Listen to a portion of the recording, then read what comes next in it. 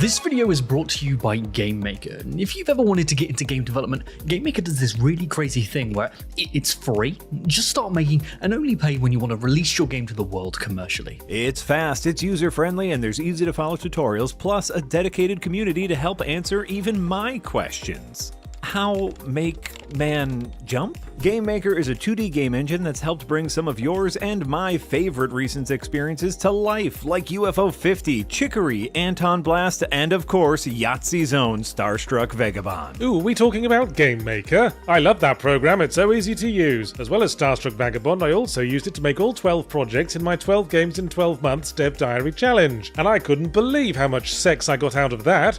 None. I got none at all. Which I couldn't believe. So what are you waiting for? Head on over to the GameMaker link in the description and start cracking away today, because we want to play your game. Yeah, looking through this list, I'm seeing one of you made Armpit Fart Tycoon, and I've got several questions for you.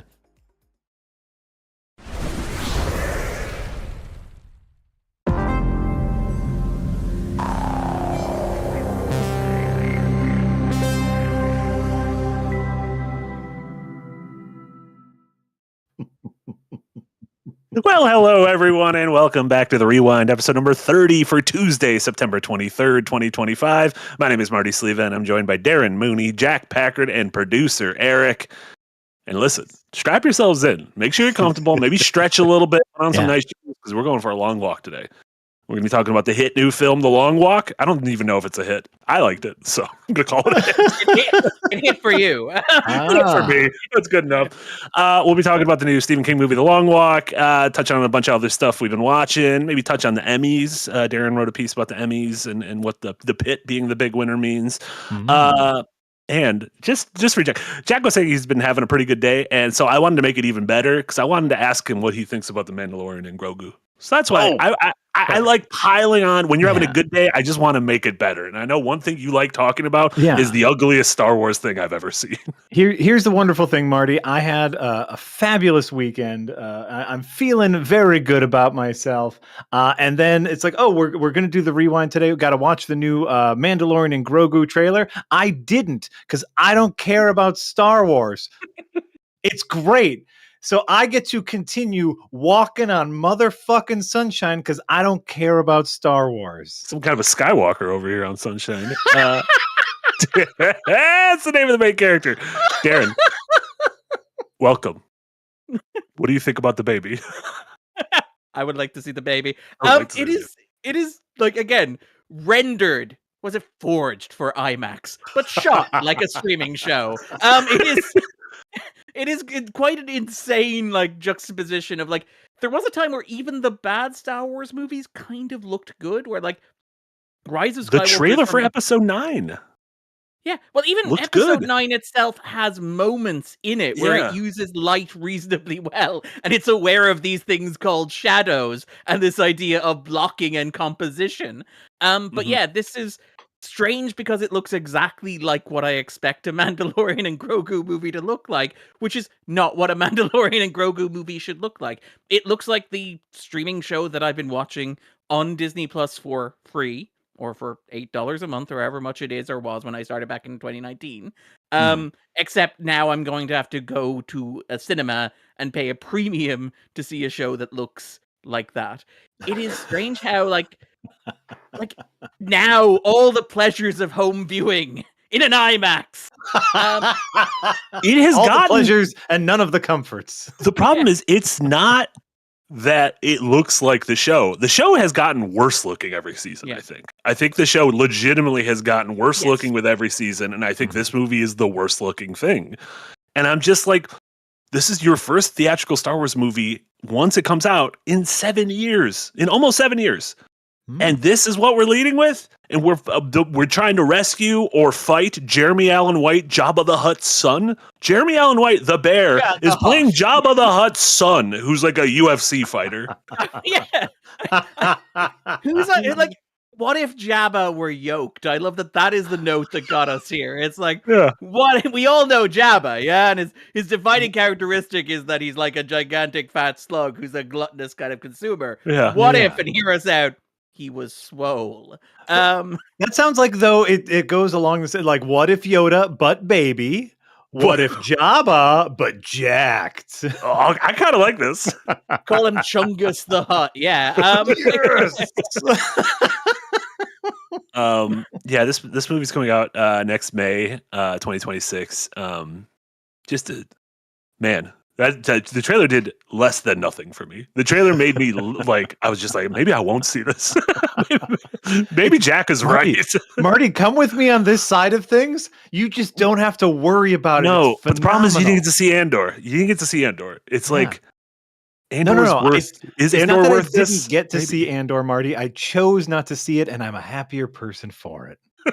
Are you a better person? Is the question. That's true. 100%. Do love the idea, by the way, that like our final episode of May 2026 is going to be a solid 2.5 hours talking about checks notes. Mortal Kombat 2 starring Keith Urban. Yes. Listen, I would be more excited to talk about that than this movie at this point, 100%.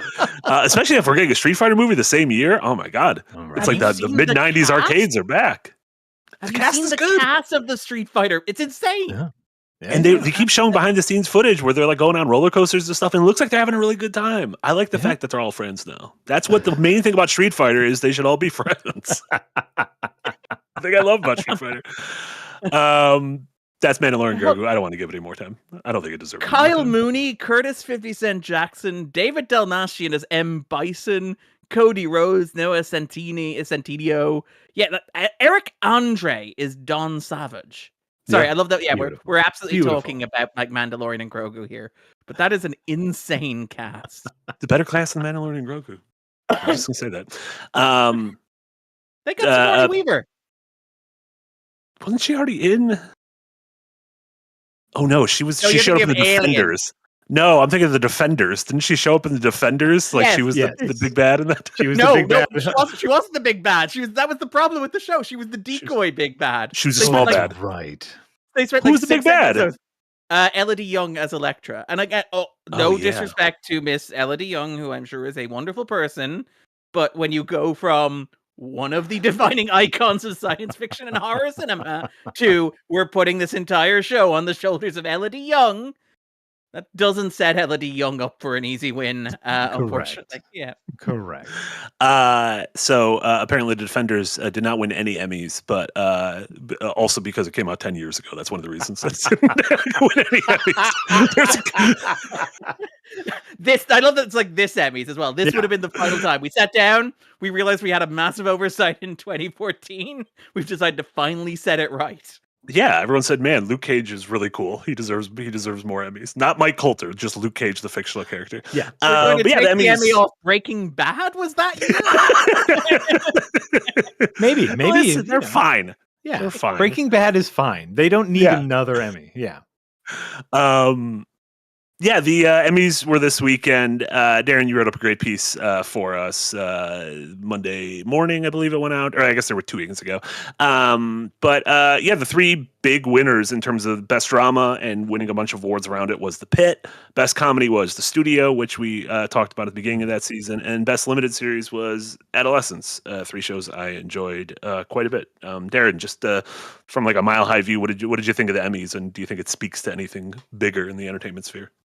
Well, I mean, the big thing with the Emmys is most of them are good shows this year, is the main takeaway from it. Like, this is one of those things with award shows where, like, there's a tendency to get highly partisan and to be like, Andor should have won best outstanding drama series, which it should have. I would argue it's the best of the nominees. But when you look at, like, a category that includes, as we mentioned, The Pit and includes, like, Severance, I'm like, any of those would have been good winners, and they picked one of the good shows to be one of the winners. I do think, like, the thing with awards, we talked about this before, aside the fact that they don't matter unless your team wins, in which case they are the only thing that matters, is the fact that they're more about, like, setting narratives than they are about, like, actually recognizing objectively the best thing, because there is no objectively the best thing at that level of quality. It's all inherently subjective, and you can make an argument for any of the nominees. In fact, many newspapers and online outlets do.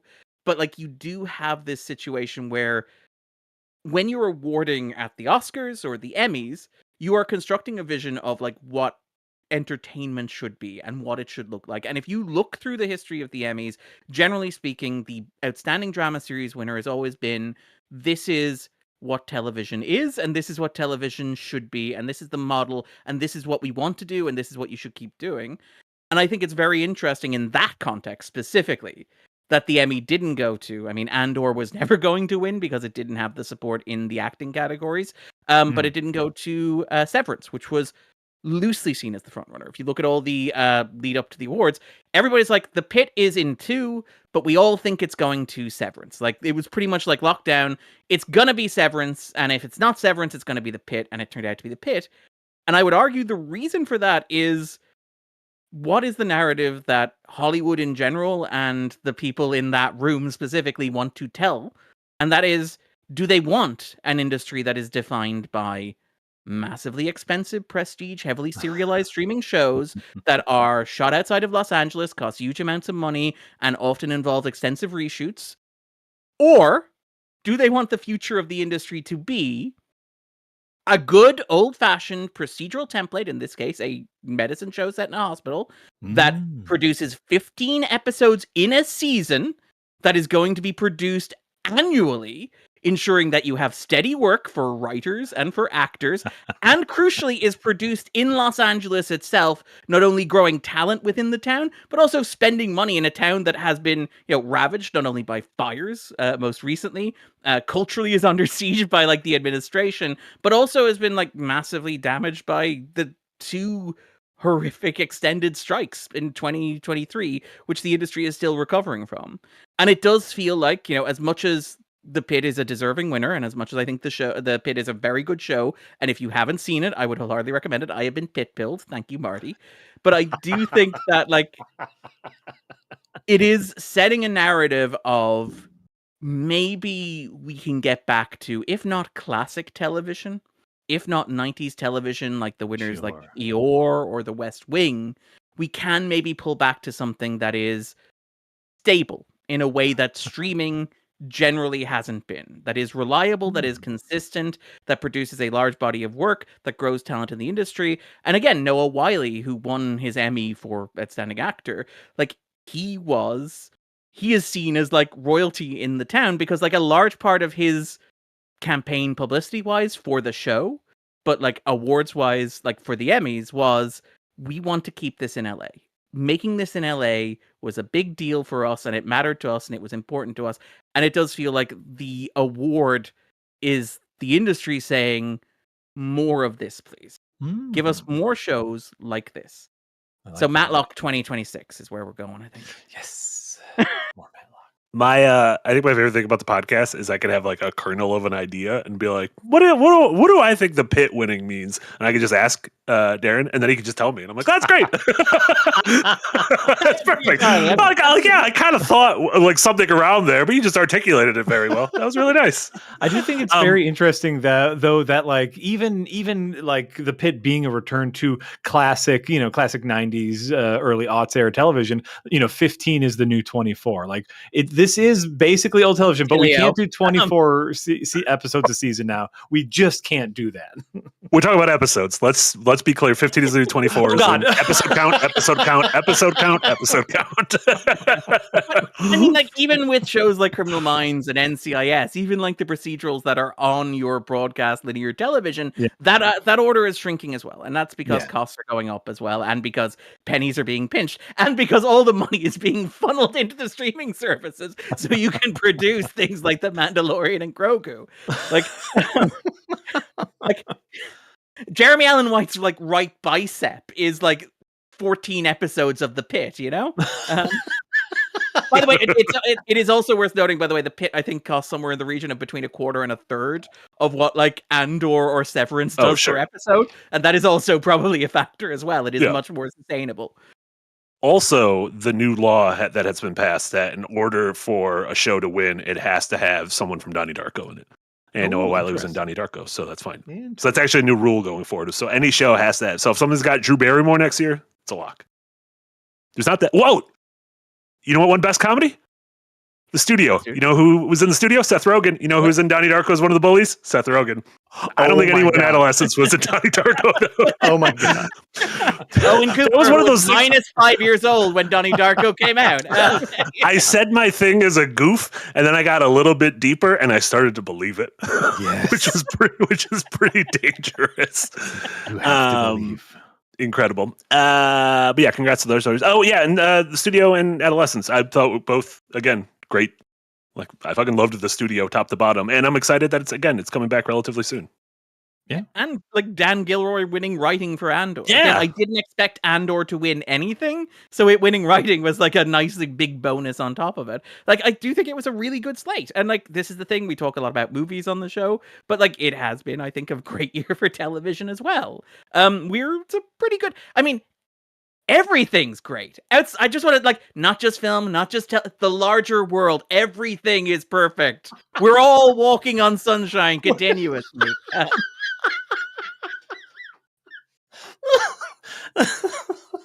So I'm going to talk about the dead zone and political assassination this week is going to be one of the topics. Yeah. It's going to be fine. It's going to be fine. It's all fine. We're all doing great. It is so weird to live in a world that is like, when it just comes to the art removed from everything, I'm like, damn, it's been a great year for movies, great year for TV, great year for games so far. It's great. And then literally everything else has been bad, except for Jack's Morning. Jack's Morning's been good. So there you go. Don't worry. You know what? Everything's gonna be fine for the kids on the long walk. So we'll get to them soon. They can keep walking. They walked for like several days, which I don't think is possible. I just want to say I think the long walk's fake. Yeah. But before we get there, let's go over a couple super chats really quick. Quintuple, thank you so much for a $10 dono. Said Darren, as the sports/Irish correspondent for Second Win, is there a groundswell for American football in Ireland? College has been playing there for a few years. Now the NFL has followed suit. That is right. There are annually, I think, 1 or 2 NFL games in Ireland, right? And I believe they stream on Netflix, right? This was one of the things where I believe the NFL saw. Again, I am not a sports expert. Like this is, I love them doing the Nixon thing. I am not a sports expert, but I'm actually not a sports expert. So anything I say should be taken with a grain of salt. And it's been like absorbed by hanging out with people or listening to other people who know things more than I do. But as I understand it, the way that it works is the football or the sports leagues in general in the States have been dipping their toe into streaming. But all those rights for the games that already exist as part of the major leagues are tied up in, like, they're sold as part of large packages to major corporations. So they needed to generate, like, other stuff that they could sell to, like, Netflix and Amazon. Mm-hmm. And I believe that, like, that is one of the appeals for the NFL of doing a game overseas in Ireland, is that it's not technically part of the package that we already sold to, like, Fox or ESPN or whatever. Therefore, we could license it to Netflix and we can see how it does there, right? Because I believe it performed on Netflix. The other side of that is that, like, Ireland always loves American money. Like there's no money like American money for Ireland as far as we're concerned. And holding a and not to indulge in stereotypes, like we are quite good at like throwing balls in various directions and like tackling each other physically. So we kind of lend ourselves a bit more easily to American football than to basketball. I feel like doing an Irish an NBA Ireland game would be a bit of a push, but NFL does manage to fit, and we have the stadiums that are designed for it as well.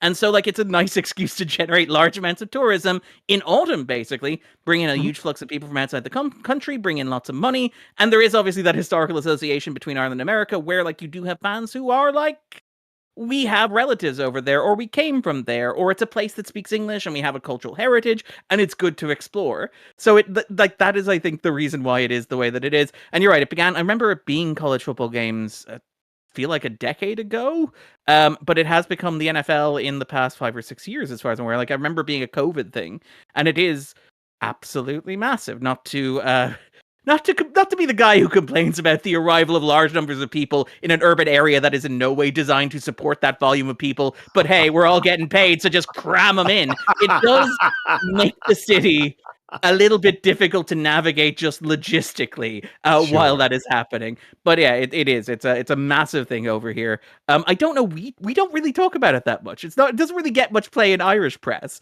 But like, you are aware that's happening because nobody is able to get into our own capital city for, a couple of days. I like that. Where are they? This is a legitimate question. Are like they fans of the Notre Dame Fighting Irish? Is that like in college football? The Fighting Irish is Notre Dame. Notre Dame. And it's Notre Dame, Chicago, Darren says, or Boston? It's outside of Chicago. It's in Indiana. Yeah. All right, Yeah. sorry.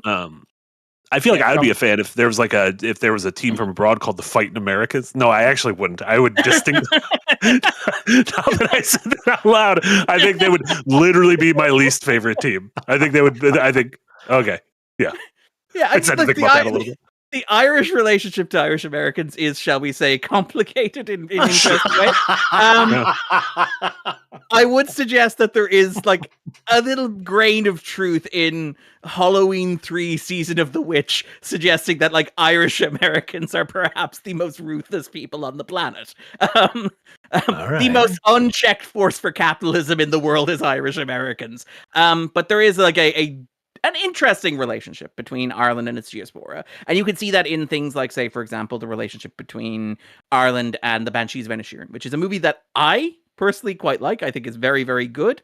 But its reception over here was decidedly chillier than it was internationally because it was seen as somebody who was not, quote unquote, actually Irish, or somebody who didn't live in Ireland, who had holidayed in Ireland as a child, who had Irish roots, but did not like live in the country permanently, writing about the country. And there is a sense of kind of, don't want to use the term begrudgery because that's a very loaded term, but a sense of, as you say, who do you think you are? And what do you think you're saying? Yeah, no one makes fun of my little brother but me. Sure. Yeah, exactly. Yeah, exactly. Quintuple followed that up with a $5 dono. Thanks, Quintuple. How do we feel about the originals? This is Spinal Tap, and now the sequel coming out. Does anyone have any Spinal Tap love? Jack, are you a Spinal Tap guy? You like laughing? I do as a as a comedian and more importantly an improv comedian.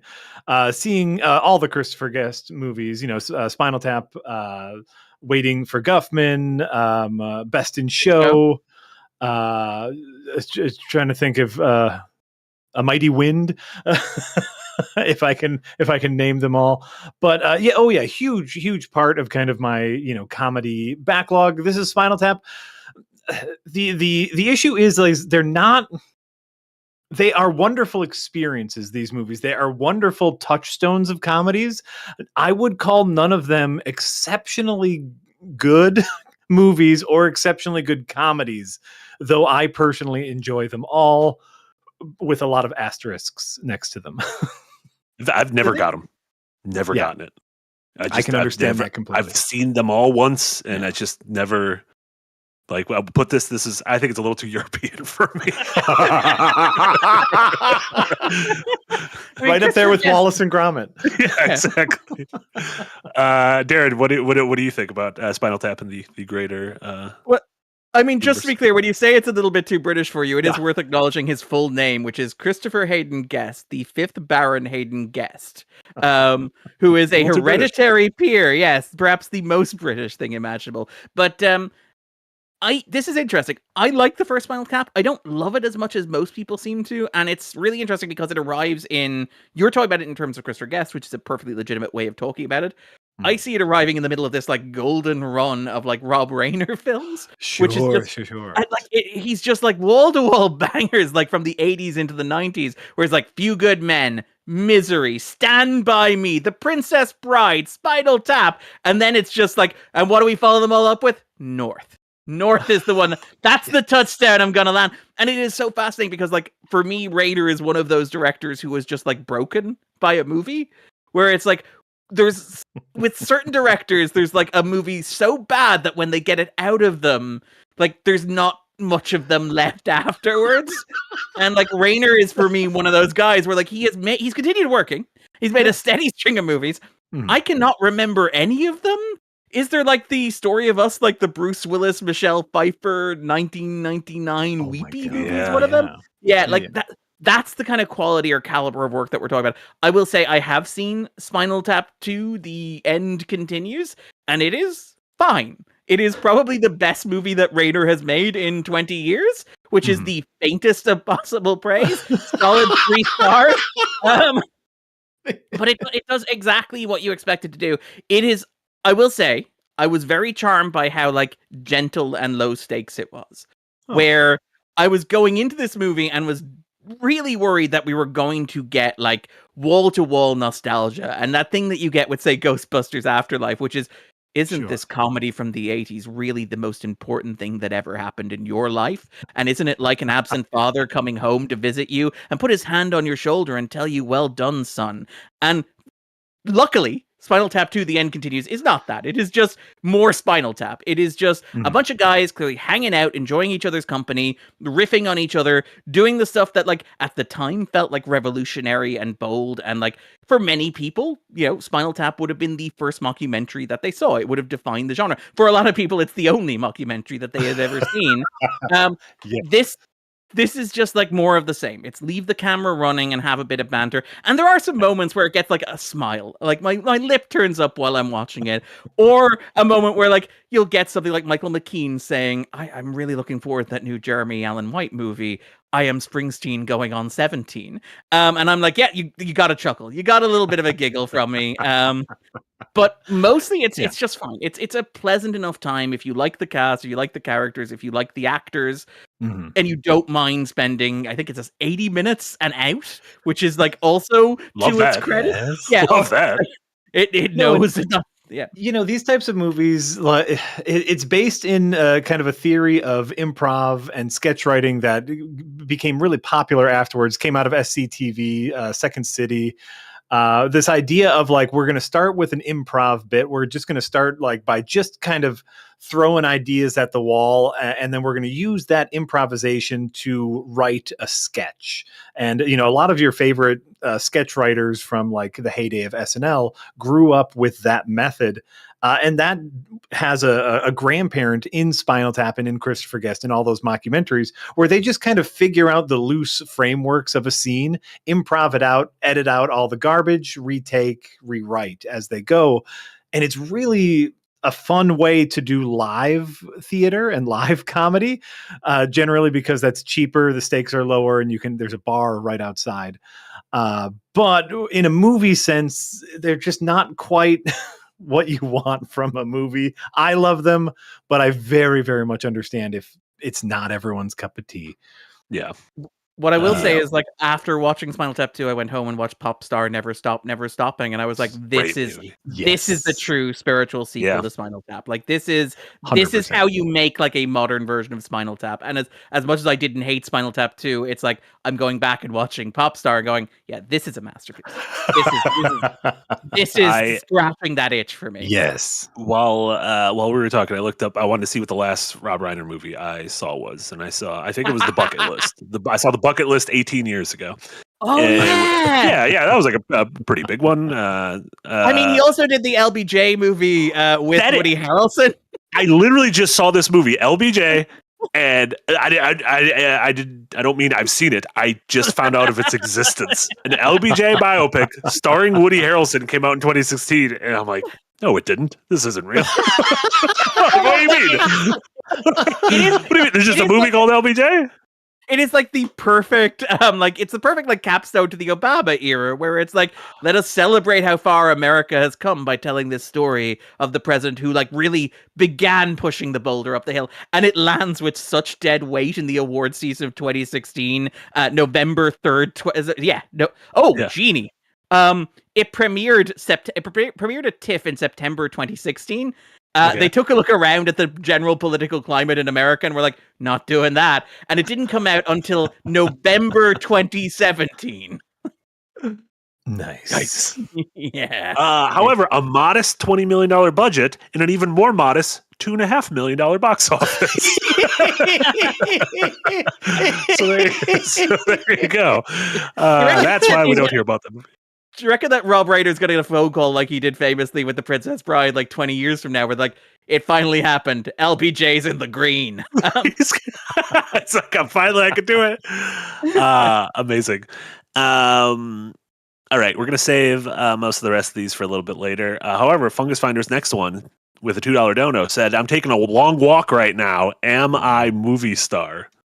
If you take a long walk, are you technically a movie star? That's what we're going to try to answer. No, The Long Walk is one of the movies that all three of us have seen that we wanted to chat about. This is an adaptation of the Richard Bachman, Stephen King / Richard Bachman novel that was I think published in the late 70s and a parable for the Vietnam War.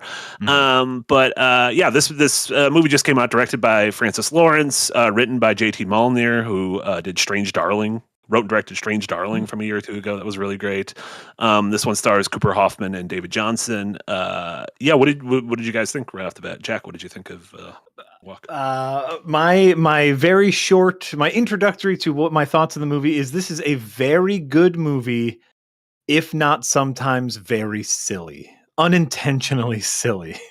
Interesting. It's very, very good. It is like some great performances, really just like it is a war movie distilled down to its purest, because that's the whole allegory here, is The Long Walk is a war.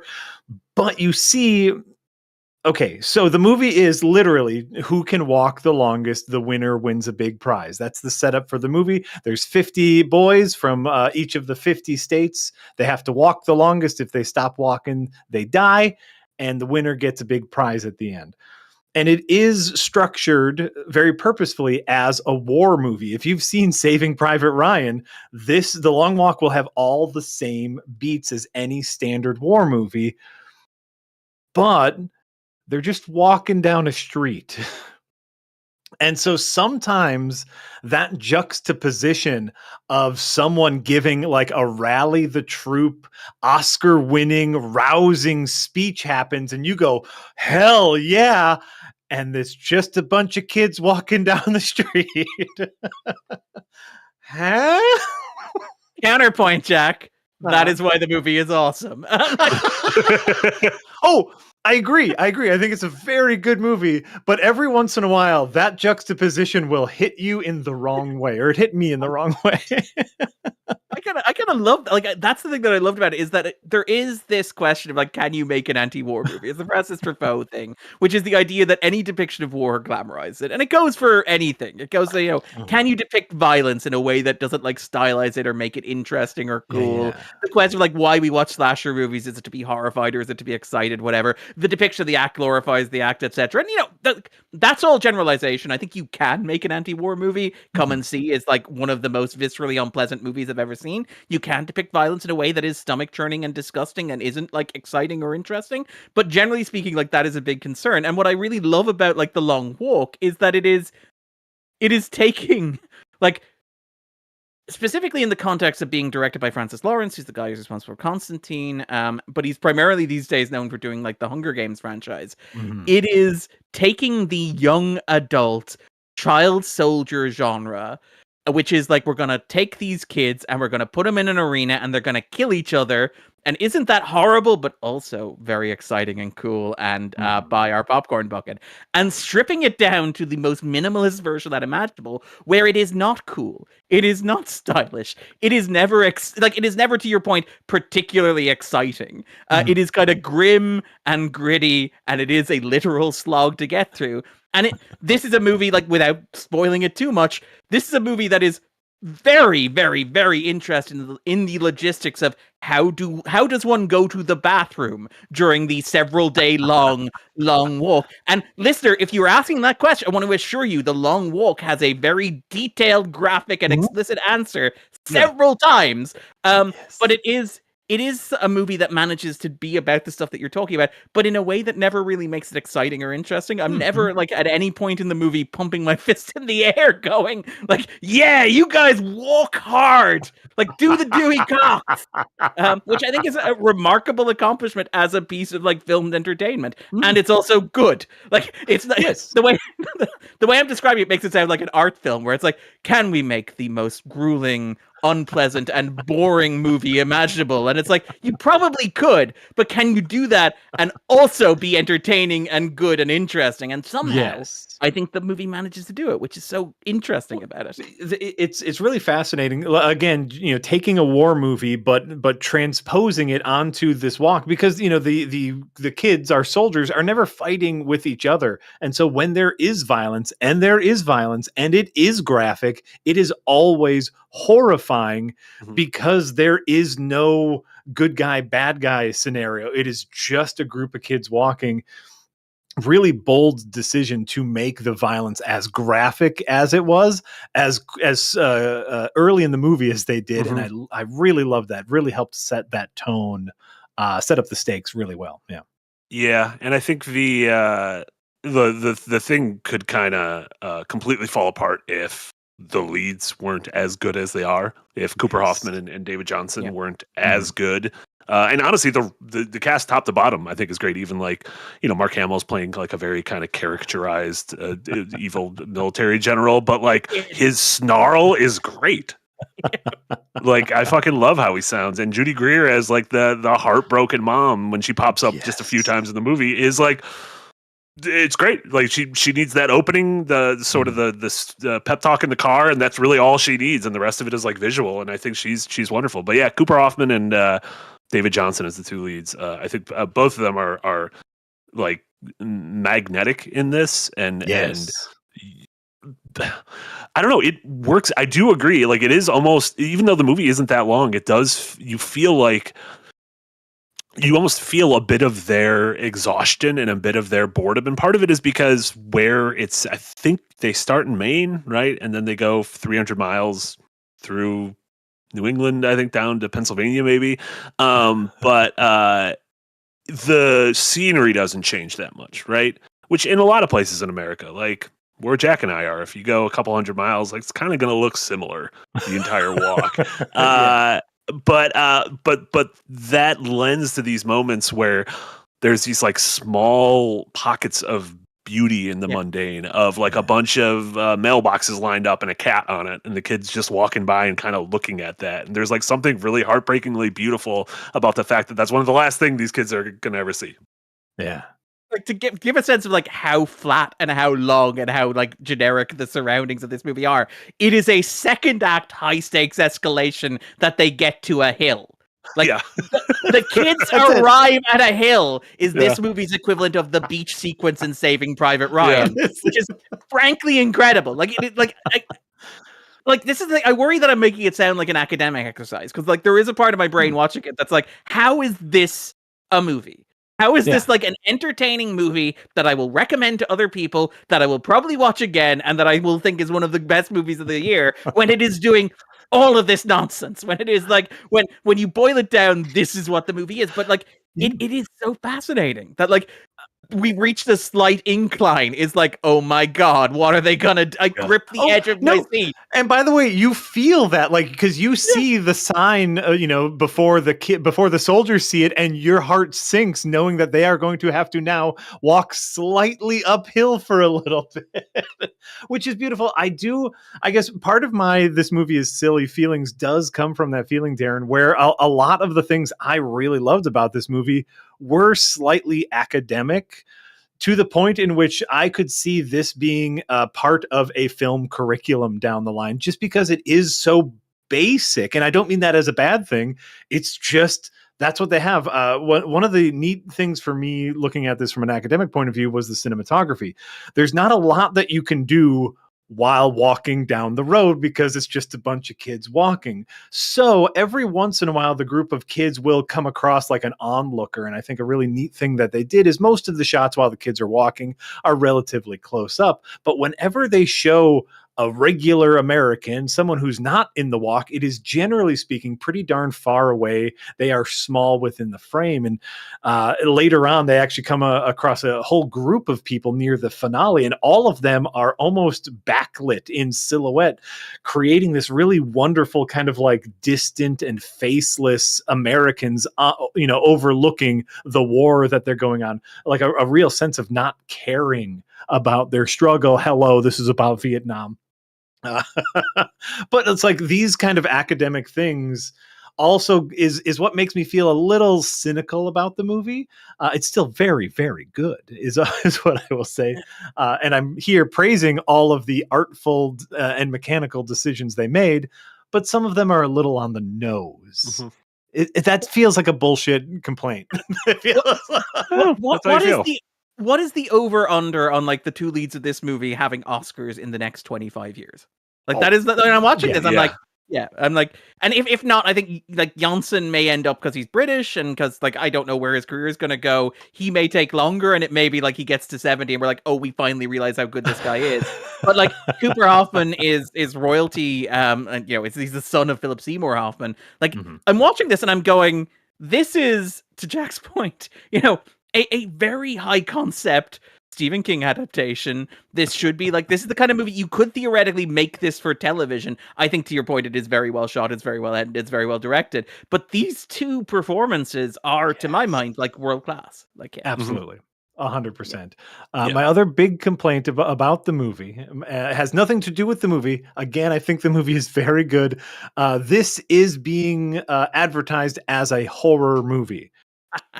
This is Stephen King not adaptation. Yeah. Right. It is not a horror movie at all. The young couple who was sitting next to me in the theater, who definitely wanted to snuggle up and watch a horror movie, were really disappointed by this movie. But Jack, when they reach that incline, it becomes an elevated horror. Oh my God. I didn't even know you could do that in a joke. I didn't know we were allowed. It is a brutal movie. It has many horrific elements to this, but this is a drama through and through. Yeah. I mean that I think they probably knew that like if we just present the movie as it is, it's not going to get asses into seats, and the movie didn't do great to begin with. So clearly, it's a tough thing. I have to also imagine it was hopefully a relatively cheap movie, so it's not one of those the house is on fire kind of things. But I'm seeing in terms of trailer stuff, I'm even seeing that recently. I haven't had a chance to see One Battle After Another yet, but if I solely was basing it on every single different trailer or teaser or commercial I've seen from it, it is the most insane movie ever, because it is a comedy, it is an action movie, it is a revenge, it is a war movie, it is a kooky stoner romp, and it's possible it's all those things. Knowing PTA, it's very possible it's all those things. But you can tell this is another movie that Warner Brothers is like, how the fuck do we get people in this theater? Yes, it's in Fortnite. Like it has like there's a Fortnite map. It's and in Fortnite. Like we can have the One Battle After Another conversation later, but like watching it, what is so stunning to me is that like they're acting like it's a hard movie to sell, and it kind of probably is to a certain extent. But I'm like, you're pitching it wrong. You shouldn't be putting like skins in Fortnite. That's the wrong demographic. You need to be papering this all over Yellowstone. Like this is like, because this is Mike DeLuca, Pam Abdi, kind of 90s New Line, like classic like 90s Warner Brothers programming, but it's like it is a dad movie in the purest. It is quite literally about a dad, but it is like. By the way, everyone, this is about the movie One Battle After Another, not about The Long Walk. Oh yeah, yes, they have a Fortnite integration with One Battle After Another. Yeah, it would be great if like the One Battle After the Long Walk Fortnite is just you push the joystick forward. Listen, there have been some indie games that are pretty much just that, if we're being honest.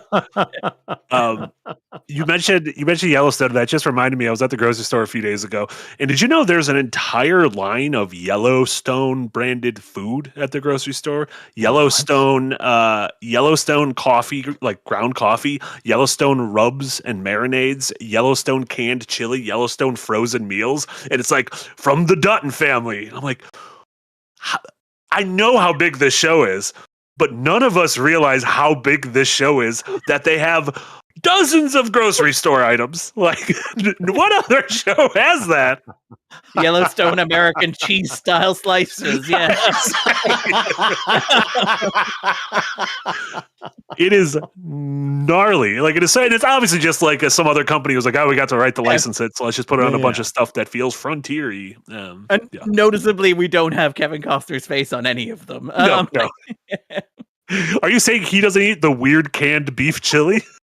Kevin Costner's not. I'm saying if I got that food license, I would have like some people carving his face into macaroni. You know, that would be kind of the Yes. That would be really good. A bunch of different Costners. Oops, all Costners.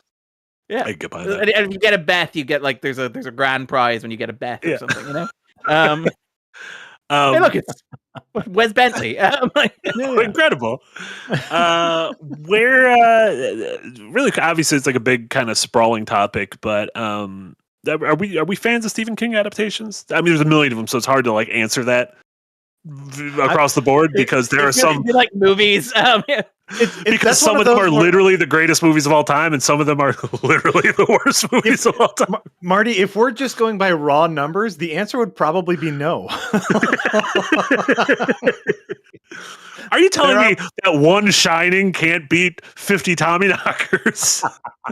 That's what I'm saying. I think if I just looked over all the numbers, I wouldn't be able to recommend a Stephen King based movie. And in the bucket, and you have to watch what comes out. It's like exactly. Also, if you have to watch its entirety, because then you're going to be like, "Oh my god, how long was the Langoliers?" And I got to sit through this. Langoliers, one of the shockingly good ones. But yeah, I think this for me, this is an upper tier. I don't know if this is top tier King, but it would be pretty close. This would be like The Mist for me is like that's my hot take. This is the best King adaptation. I think I'd agree with that too. I think the chapter 1 I really liked, and chapter 2 I just wasn't able to really sign on to, and it kind of soured the whole experience for me. I think the Mist is the last one that I could just like wholeheartedly say I really loved. I mean, Dr. Sleep is the big one that jumps out there. Sure, yeah, Shawshank, obviously. Yeah, in terms of earlier, I mean, the early 90s, we had Shawshank, we had Misery, like a couple real bangers. Stand By Me. Oh, yeah.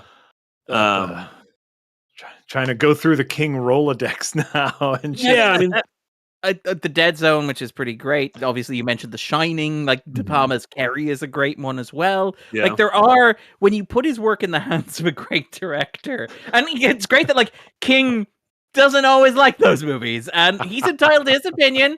He's allowed to go off. He can make his own Shining, an 8-episode miniseries, which I'm fantastic. It is not fantastic at all. But like King is this incredibly prolific, like this huge shadow over American literature in general, over horror in particular.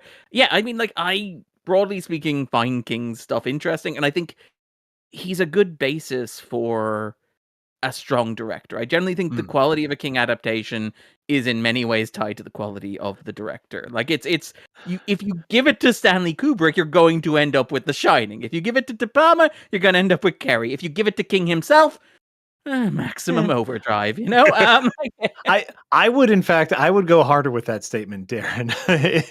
I don't think I can recommend a Stephen King movie. I can recommend a Frank Darabont movie. I can recommend a movie from this director. So King is too prolific of a writer to have a sweeping generalization beyond the fact that everyone knows that the ending is always going to kind of be disappointing. It is wild how prolific these adaptations remain. There's 4 Stephen King movies this year: Life of Chuck, The Monkey, Long Walk, and Running Man. Oh my god, yeah. Running Man feels like it should be a sequel to The Wrong. How good do you think Glenn Powell from The Running Man would have done in The Long Walk, as a contestant? I was gonna say, is he allowed to beat up the kids because he's got much longer reach on them? Yeah. I mean, do they? No, because they yelled at him. If the kids ever started like acting out a little bit, the army would like point their guns at him. Is it like a Chad Power type situation where he's under like pretending to be a kid? Pathetic? Yeah, is it like play college walk? I guess is the thing. Yeah. I can't get over that Chad Powers thing. I can't get over that. What are we doing? What is this? I can't comment on Chad Powers. But yeah, I'm like legally prohibited from commenting on Chad Powers. Now this is even more exciting. Darren's a script doctor for Chad Powers. It's like Stephen, and get in the makeup for all those scenes. Yeah. So. Like, even I think King himself has said that he is a much better idea man than story ender. Like, So many of his stories are just like, and there was a massive earthquake and the town died. Like exactly. it's very much like I'm about done with this one. I've cranked in about like 80,000 words. That seems like a novel. I got a new idea for a killer car. By the way, like John Carpenter's like Christine, massively underrated Stephen King adaptation, I would argue. But yeah, I agree with you there. Yeah. Like that's the thing. It's like King, and I think you guys both said that you kind of have issues with the ending of the movie, of like the long walk, even, and Sure. like it is a like it's a that's the thing with the King story, is like it's a great idea, it propels the narrative, but there's always this question of like, well, how does it resolve? And King is like, and then it ended. Bye. Yeah. It's like It resolves by saying the end. He might have the healthiest work-life balance of anyone in the world, because I truly do feel like at 5 o'clock every day, he's like, I'm done writing. He's like, the book's done. It's fine. Yeah. The book's done. Without getting into too many spoilers, the long walk is a beautiful allegory for, specifically for Vietnam, but also just for kind of like, the futility and pointlessness of broad national gestures. But the ending doesn't help the allegory at all. The ending is really it was a chance to really kind of put a button and a coda on this really beautiful allegory, and it just kind of stopped, which is very King of the movie. But yeah. There is a bunch of stuff that happens, and I think that stuff is kind of like, that stuff is very much like King being like, what are the balls in play, and what is the straightest line to get all those balls off the court?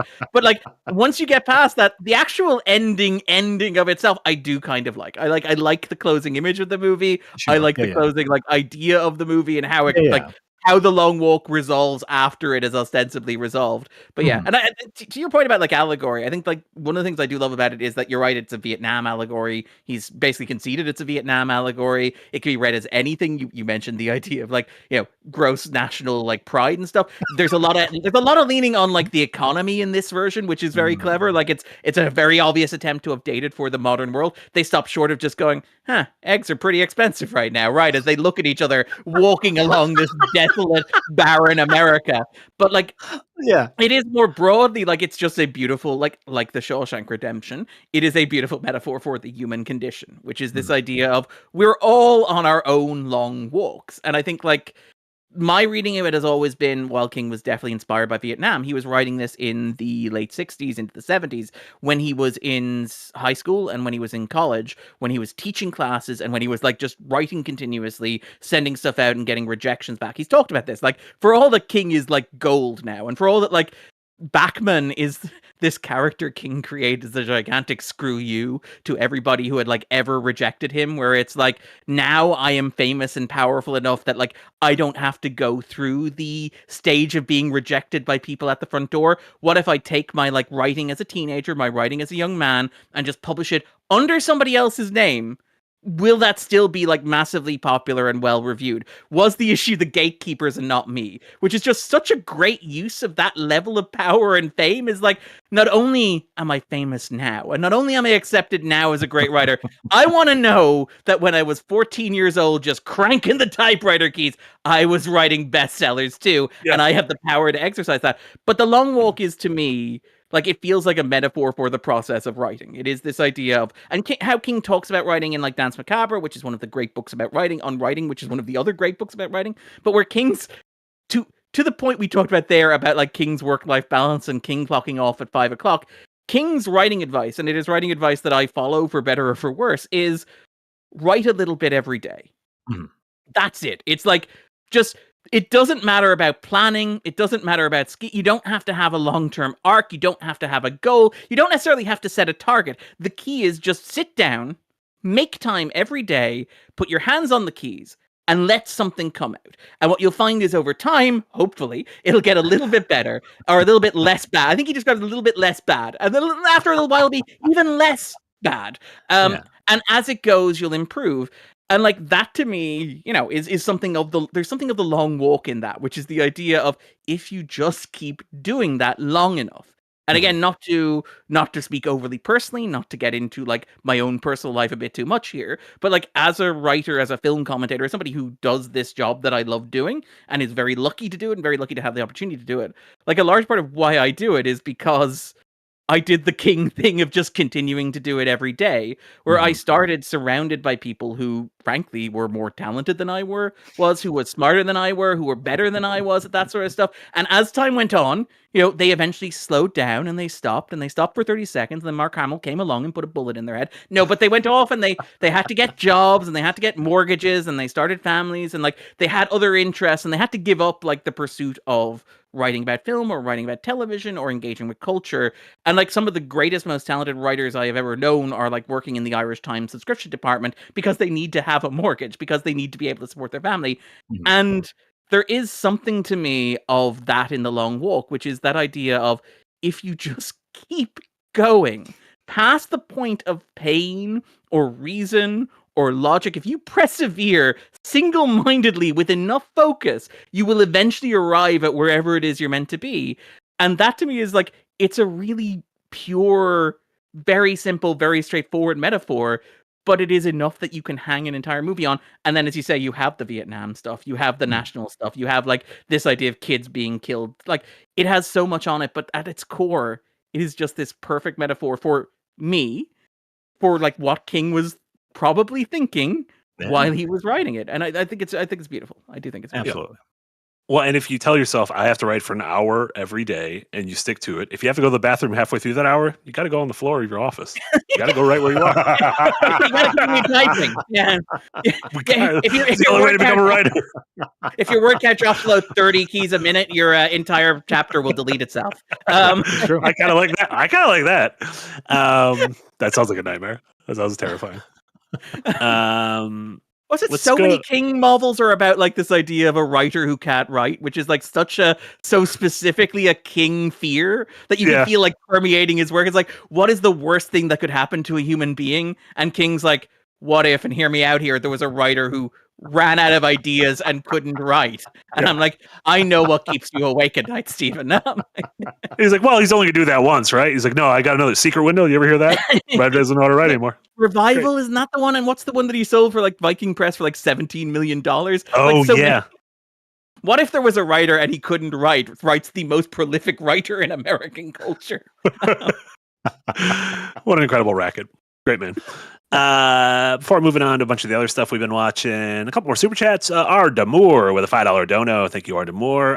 But going back to shows like Severance and The Pit and the long waits between some of them. But I like waiting a couple of years for fewer episodes that are worse than what came before it. Exactly. Aww. Why would you want good episodes every year when you could get middling returns every few years? What I will say is like one of the benefits of the model that gives you 15 episodes a year every year is that it's okay if some of them are bad. Like that is the thing. That is like, no, but that is my thing with like modern streaming shows and with shows like, say, Strange New Worlds, which are emulating like classic 90s television, but in the style of modern like streaming shows where it's 10 episodes once every 2 or 3 years. And it's like, if you release 26 episodes a year and 3 of them or 4 of them are bad, because I think like Glenn Morgan, who wrote in the X-Files, is like, it's like triage at a certain point when you're running a show like that. You have to decide this is going to be the bad one. It's like, I have made this episode as good as I can. I need to move on to like making the good episodes better and let this one suck. But it's like, if 4 episodes out of 26 suck in a year, that's grand. That's no hair off anybody's nose, no skin off anybody's nose, right? But the problem is that when you've only got 10 of them, and if one of them stinks, it's like, well, that smugs up the whole room. Like that stinks up the whole room. Like that is the problem, I think. Yeah, fair. Yeah, that's a good point.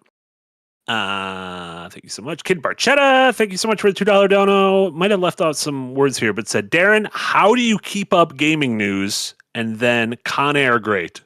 I'm going to take the second part first. Con Air is great.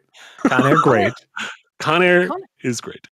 Con Air very good. I'm more of a rock man myself, I have to say. Gotcha. I mean, one, can't they both be great? I think everyone can agree that The Rock is better. No, there can't be two things. You got to say which thing is better than the other thing. That's what life's all about. It's like a long walk. You can't have 2 winners. Yeah. Okay. Well, we could have. Then I'm sorry, but The Rock. We could have if you would have kept your cool. Then Con Air good, The Rock great. I'm with Darren on this one. Con Air good, The Rock great. Yeah. And how do you keep up with gaming news, Darren? The only gaming news Darren needs to keep up with is following Hideo Kojima. About to say, like big news today, right? He's got a new game coming out with all sorts of motion captured people in them, right? It looks incredible. Yeah. OD, which is his horror game, which is just PT. He's just doing PT again, which was his spooky game with Norman Reedus from 10 years ago. He's doing it with Sophie Lillis and Hunter Schafer and Udo Kier. Also, he showed that is Sophie Lillis's face. That is yeah. And it looks exactly like her. Yeah. The Fizzant, he showed the poster for his new Metal Gear-esque game he's making for PlayStation, and I am still going to die on the hill that Robert Pattinson's the main character of that game. Well, he's the actor. He's probably not playing Robert Pattinson, but Yen is in that game as well, if I remember correctly. Yeah, yep. See, I know video games. Look at that. Most importantly, though, do you know what the big announcement was? You mean there's an official Hideo Kojima credit card you can get in Japan? And he said it's for a bank because when he left Konami, he went to all these banks and no one would give him money for a loan. And the one bank that would, he gave back his credit card with them. I think we can be done. I think that Hideo Kojima, we have to stop that. Stop him at all costs. I think. What if I decline? I don't want to get paid anymore the normal way here. I want to only get paid through my Hideo Kojima credit card. Is it real money or is it just like beautifully rendered, like scanned copies of money? It's just a big pile of money that's been 3D scanned. Yeah. Incredibly stupid. Great man. Incredibly stupid. Great man. There you go. Raven with a $5 dono. Thank you, Raven. Jack, how's it going today, boys? Random question. Oh my God. Have any of you seen Sui? Did I leave out? There's got to be something after Sui. How do you spell that? Just S-U-E. S-U-I. I think I might have left something out. Oh, sorry, I did. I left out the rest of it. Have you ever seen Suicide Kings? I love that movie. Highly recommended. I have seen Suicide Kings. That's the Jay Moore and Christopher Walken, right? Yeah. They kidnap Christopher Walken and hold him hostage for ransom. Yes. Well, the movie Sui. If I'm not mistaken, this was like a post Tarantino, very much like we're copying Tarantino bar for bar kind of thing. I remember liking it in like high school or college, but I was also in high school like anything that even felt a little bit like Tarantino, I would like. Yeah. Things to do in Denver when you're dead, when like Christopher Walken has a monologue about how he gets an erection, but he can't feel it, but he knows it's there. Yeah. That for me was a moment where I was like, as a 12-year-old, I feel like we've taken the wrong lessons from Tarantino. Was this a mistake? 12-year-old Darren being like, I see through this ruse. Meanwhile, 39 years old, when I saw like Batman Forever on a plane and realized movies could be bad. It was like a moment of realizing your parents are going to die someday for me. There was that period in the late 90s where it's like after Tarantino and Kevin Smith where they were just like, what if we just put more words into the script that characters say? That's good, right? We want them to say more words. And they talk about bodily functions crassly and vulgarly. And there's some misogyny and racism, right? And pop culture references. That's all we need. We don't need to worry about what those things are individually. Just shove them in the script. Yeah. Is it Robert Towne writing? Is it Mission Impossible 2? Which is like the most overqualified screenwriter. But he was asked a question about like, if you've seen Mission Impossible 2, there's a really weird moment where Anthony Hopkins, who's playing basically the M character to Ethan Hunt, who's not a good dude, and it's communicated very clearly he's not a good dude. But then out of nowhere, he's like properly red pilled and he goes, training to seduce a man, to go to bed with him and to tell him that she loves him without meaning it. She doesn't need training. She has all the training she needs. She's a woman. And it's like, wow. And then they asked Robert Towne about it. It's like, yeah, I felt like the script needed something, so I threw in a little bit of chicken shit misogyny just for flavor. I'm like, okay, that was a choice. That was a good choice. Like, Wow. Throw that on the skillet there. It's like, Yeah. chicken shit misogyny to taste. Yeah. That's the worst. I remember going to see that band in high school. That was a ska band that I saw in high school, Chicken Shit Misogyny. And yeah, they weren't very good. I for one am shocked. Sussy Guru, thank you so much for a €10 dono. Said, I know Darren disagrees, but to me, SNW. What is New Worlds? Oh, Star Trek New Worlds. What is Starfleet was one of the worst things I've ever seen. Oh, that was the mockumentary episode, right? That you wrote about a little while ago. Yeah. All I could think about was Stargate SG-1's Heroes and how that was a much better version of it. Heroes I don't is very know. good. Okay, so you are familiar with that episode. It's a mockumentary. Yeah, that's the one. There's a lot of Dr. Frasier in that. What's her name? There's a lot of the Doctor in that episode, as I remember. Niles, my Pinot Noir. Yes. Yeah, but yeah, Frasier. I mean, the mockumentary. This is the thing about like Strange New Worlds, where it's I feel like I'm giving it credit for the smallest possible thing, like the lamest possible accomplishment. Where like the thing with Strange New Worlds, it is doing episodic television. It is doing episodic television in the format of the 90s, where it's like we are in the year 2025, and it's like, what if we did a musical episode? What if we did a mockumentary episode?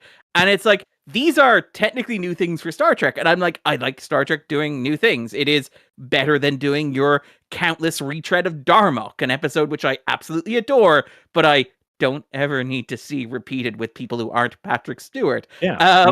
You kind of did it right on the first try. You don't need to redo it. What if we did it with like, what if we did it like a copy, but also with two weaker actors? Because any actors, is it Paul Williams is the other guy in there? So it's like Paul Williams and Patrick Stewart, two of the best to ever do it.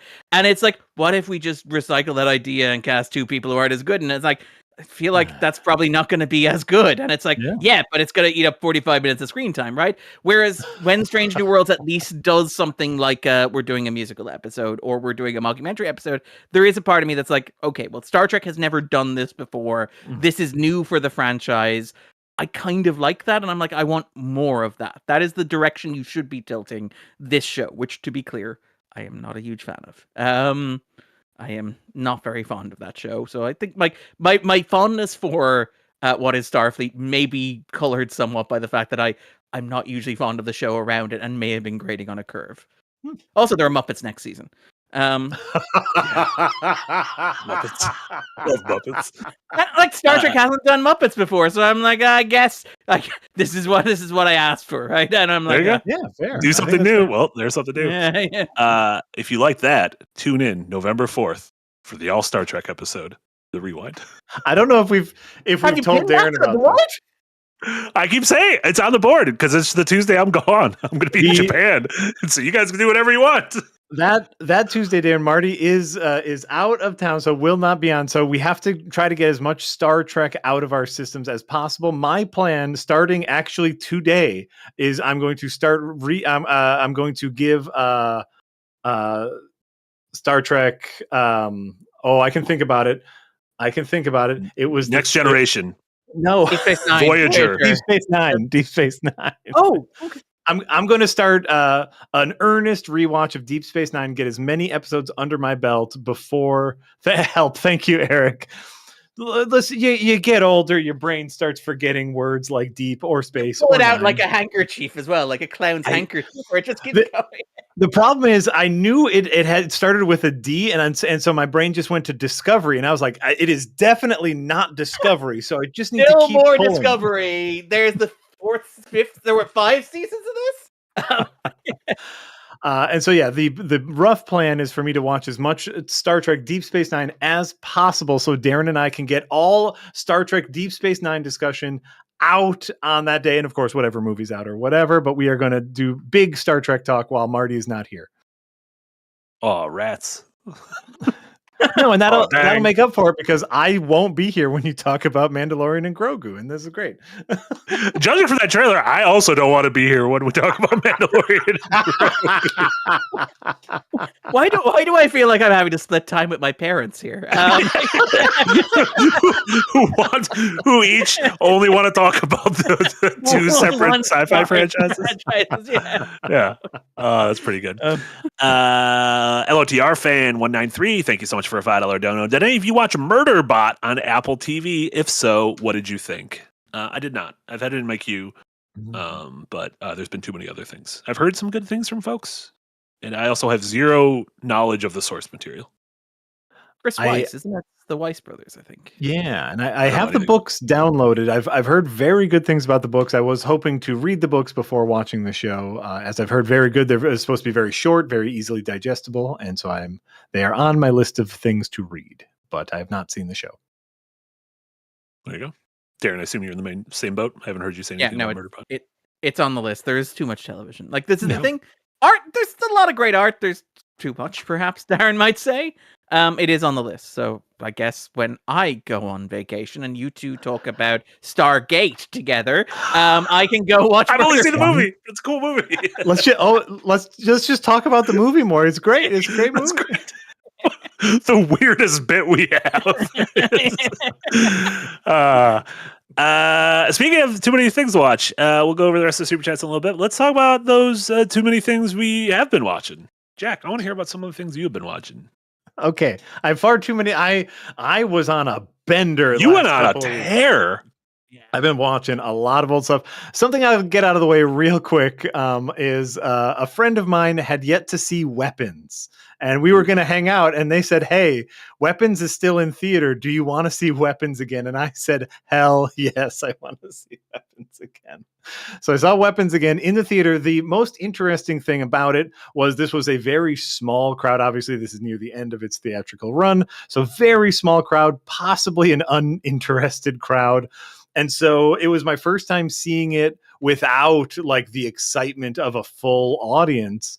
And it definitely changes the feeling of the movie a whole lot when you don't have that crowd reaction reinforcing all of the little bits. I still really loved it.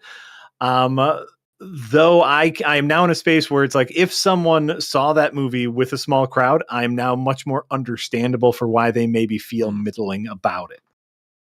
But if you've waited, if you haven't seen it by now, you've probably heard a bunch of people in your life be like, "Oh, it's so good." Yeah, and so that can also be tough. Where if you're a little late to the party and that party was like a rarin' when it first came out, it could be a little bit like, this is like, inflate your expectations, which is always tough.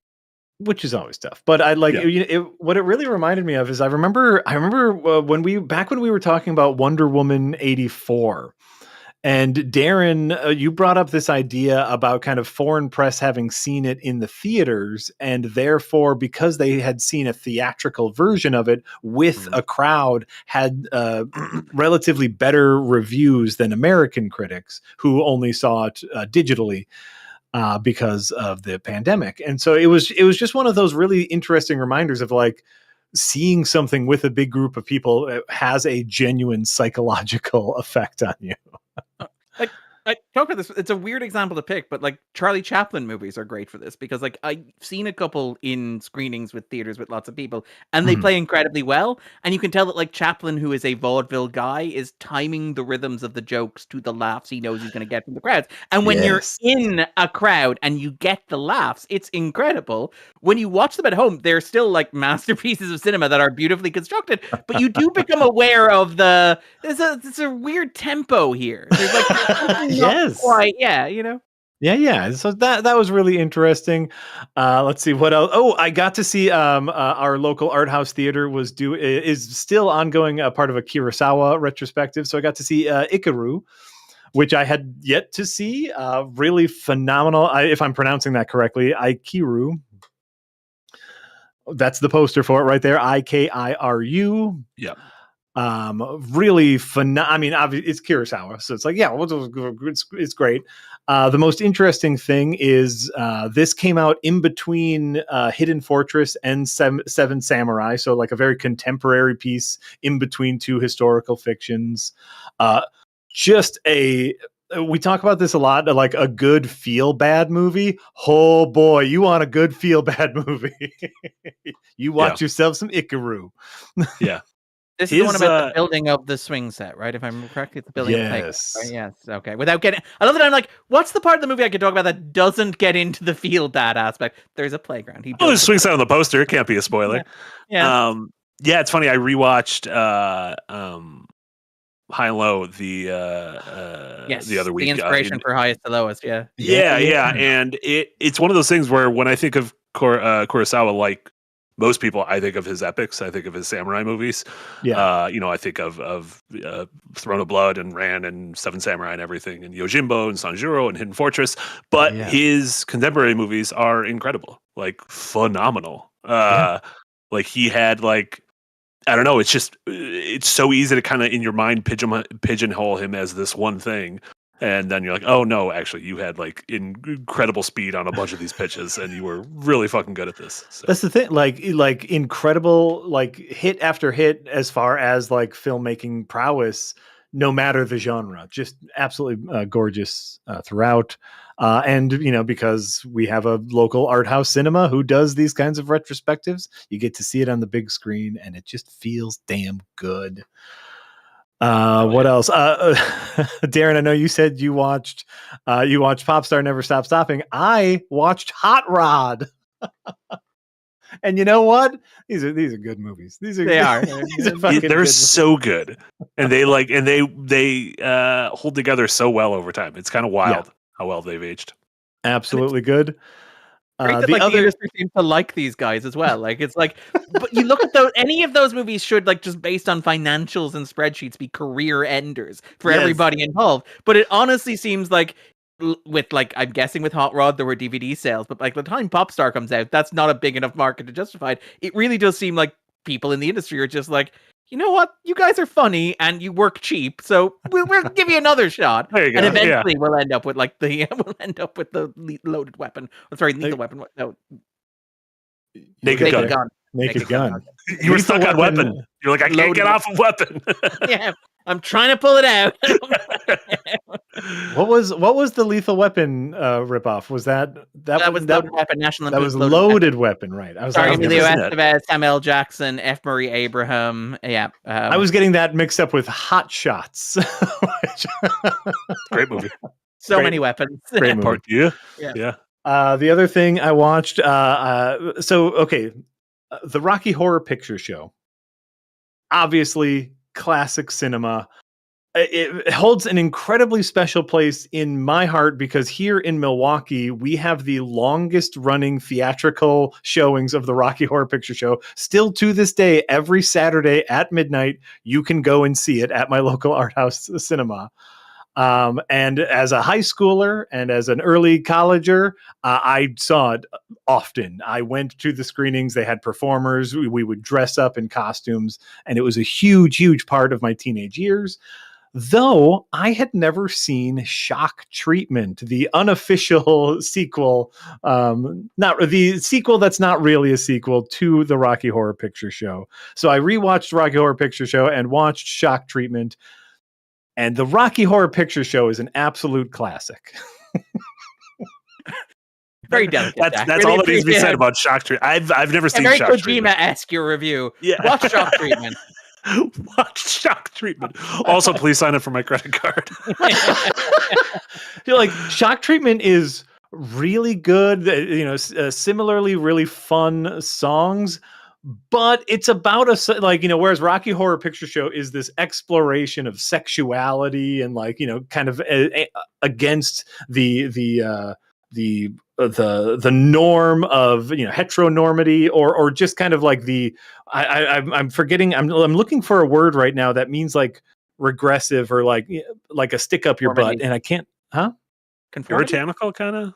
puritanical. That's the word I was looking for. Rocky Horror is like against the puritanical, heteronormative sexuality of America. Shock Treatment is just kind of like, we don't really like consumerism. I think you're like, that's clearly nothing that concerns American pop culture. In no way has anything Not to my say country.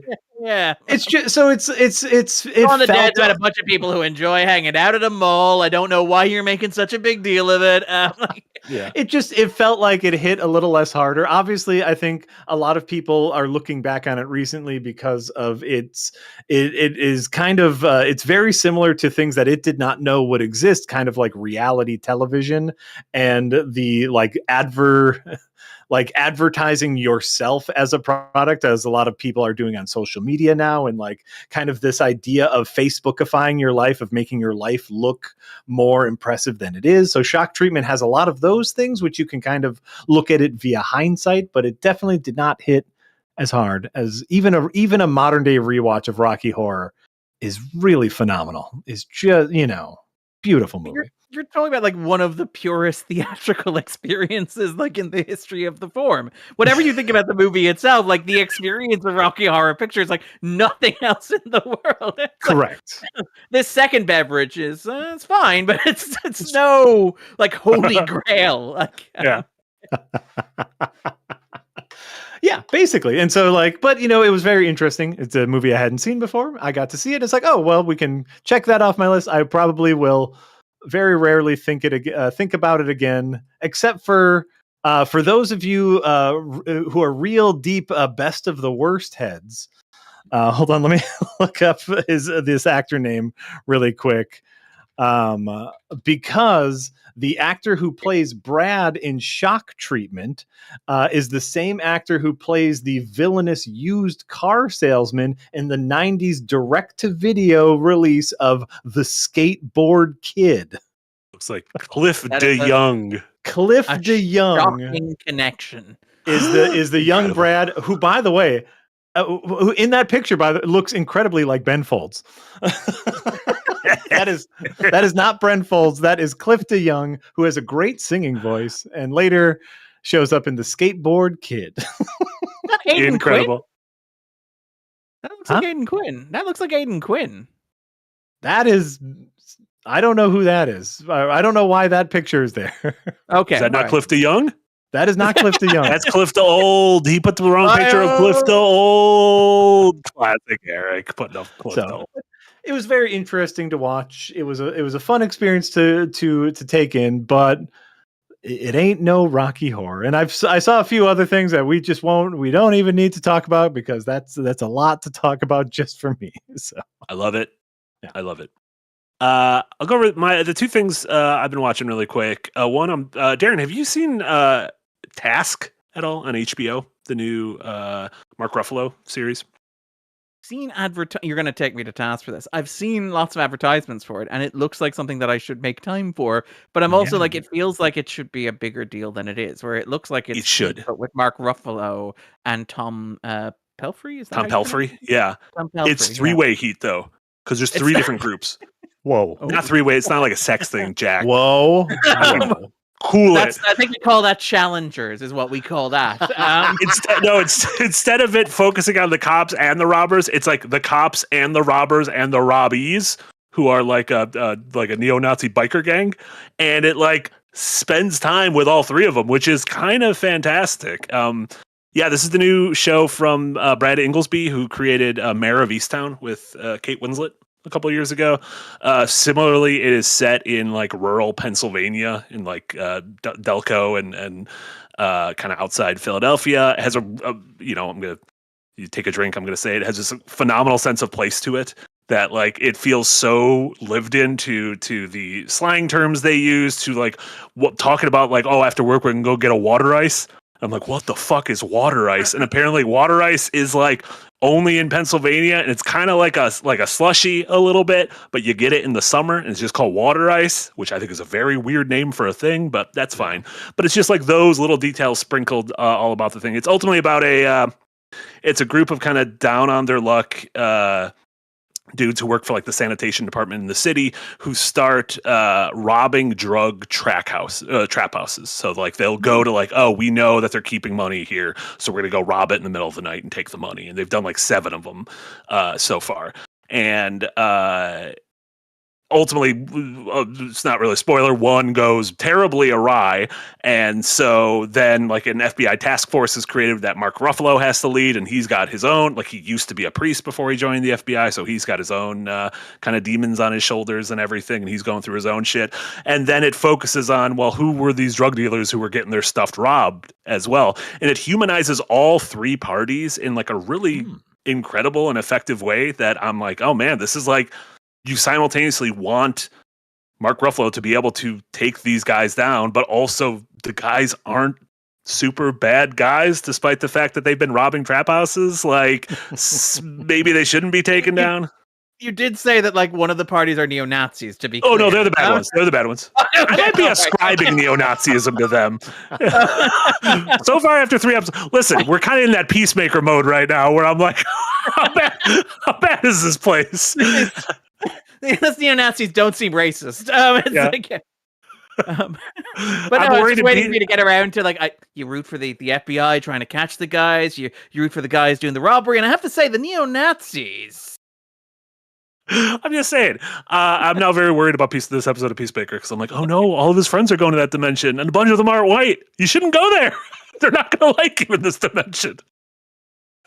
Very worried about Peacemaker this week. But yeah, Task is it's a weekly series on HBO. 3 episodes in, all 3 have been bangers. I really love it. I'm curious if this is going to get sort of more. I have like a rolling groundswell of folks latching onto it and catching up with it, especially because it's a miniseries. It's only planned for 7 episodes, but they've been great so far. So give them a big reco over there. And then, Slayer, my last thing was I saw, what was that? Demon Slayer, right? We watched Demon Slayer. That was my last thing. I saw Demon Slayer Infinity Castle Part 1.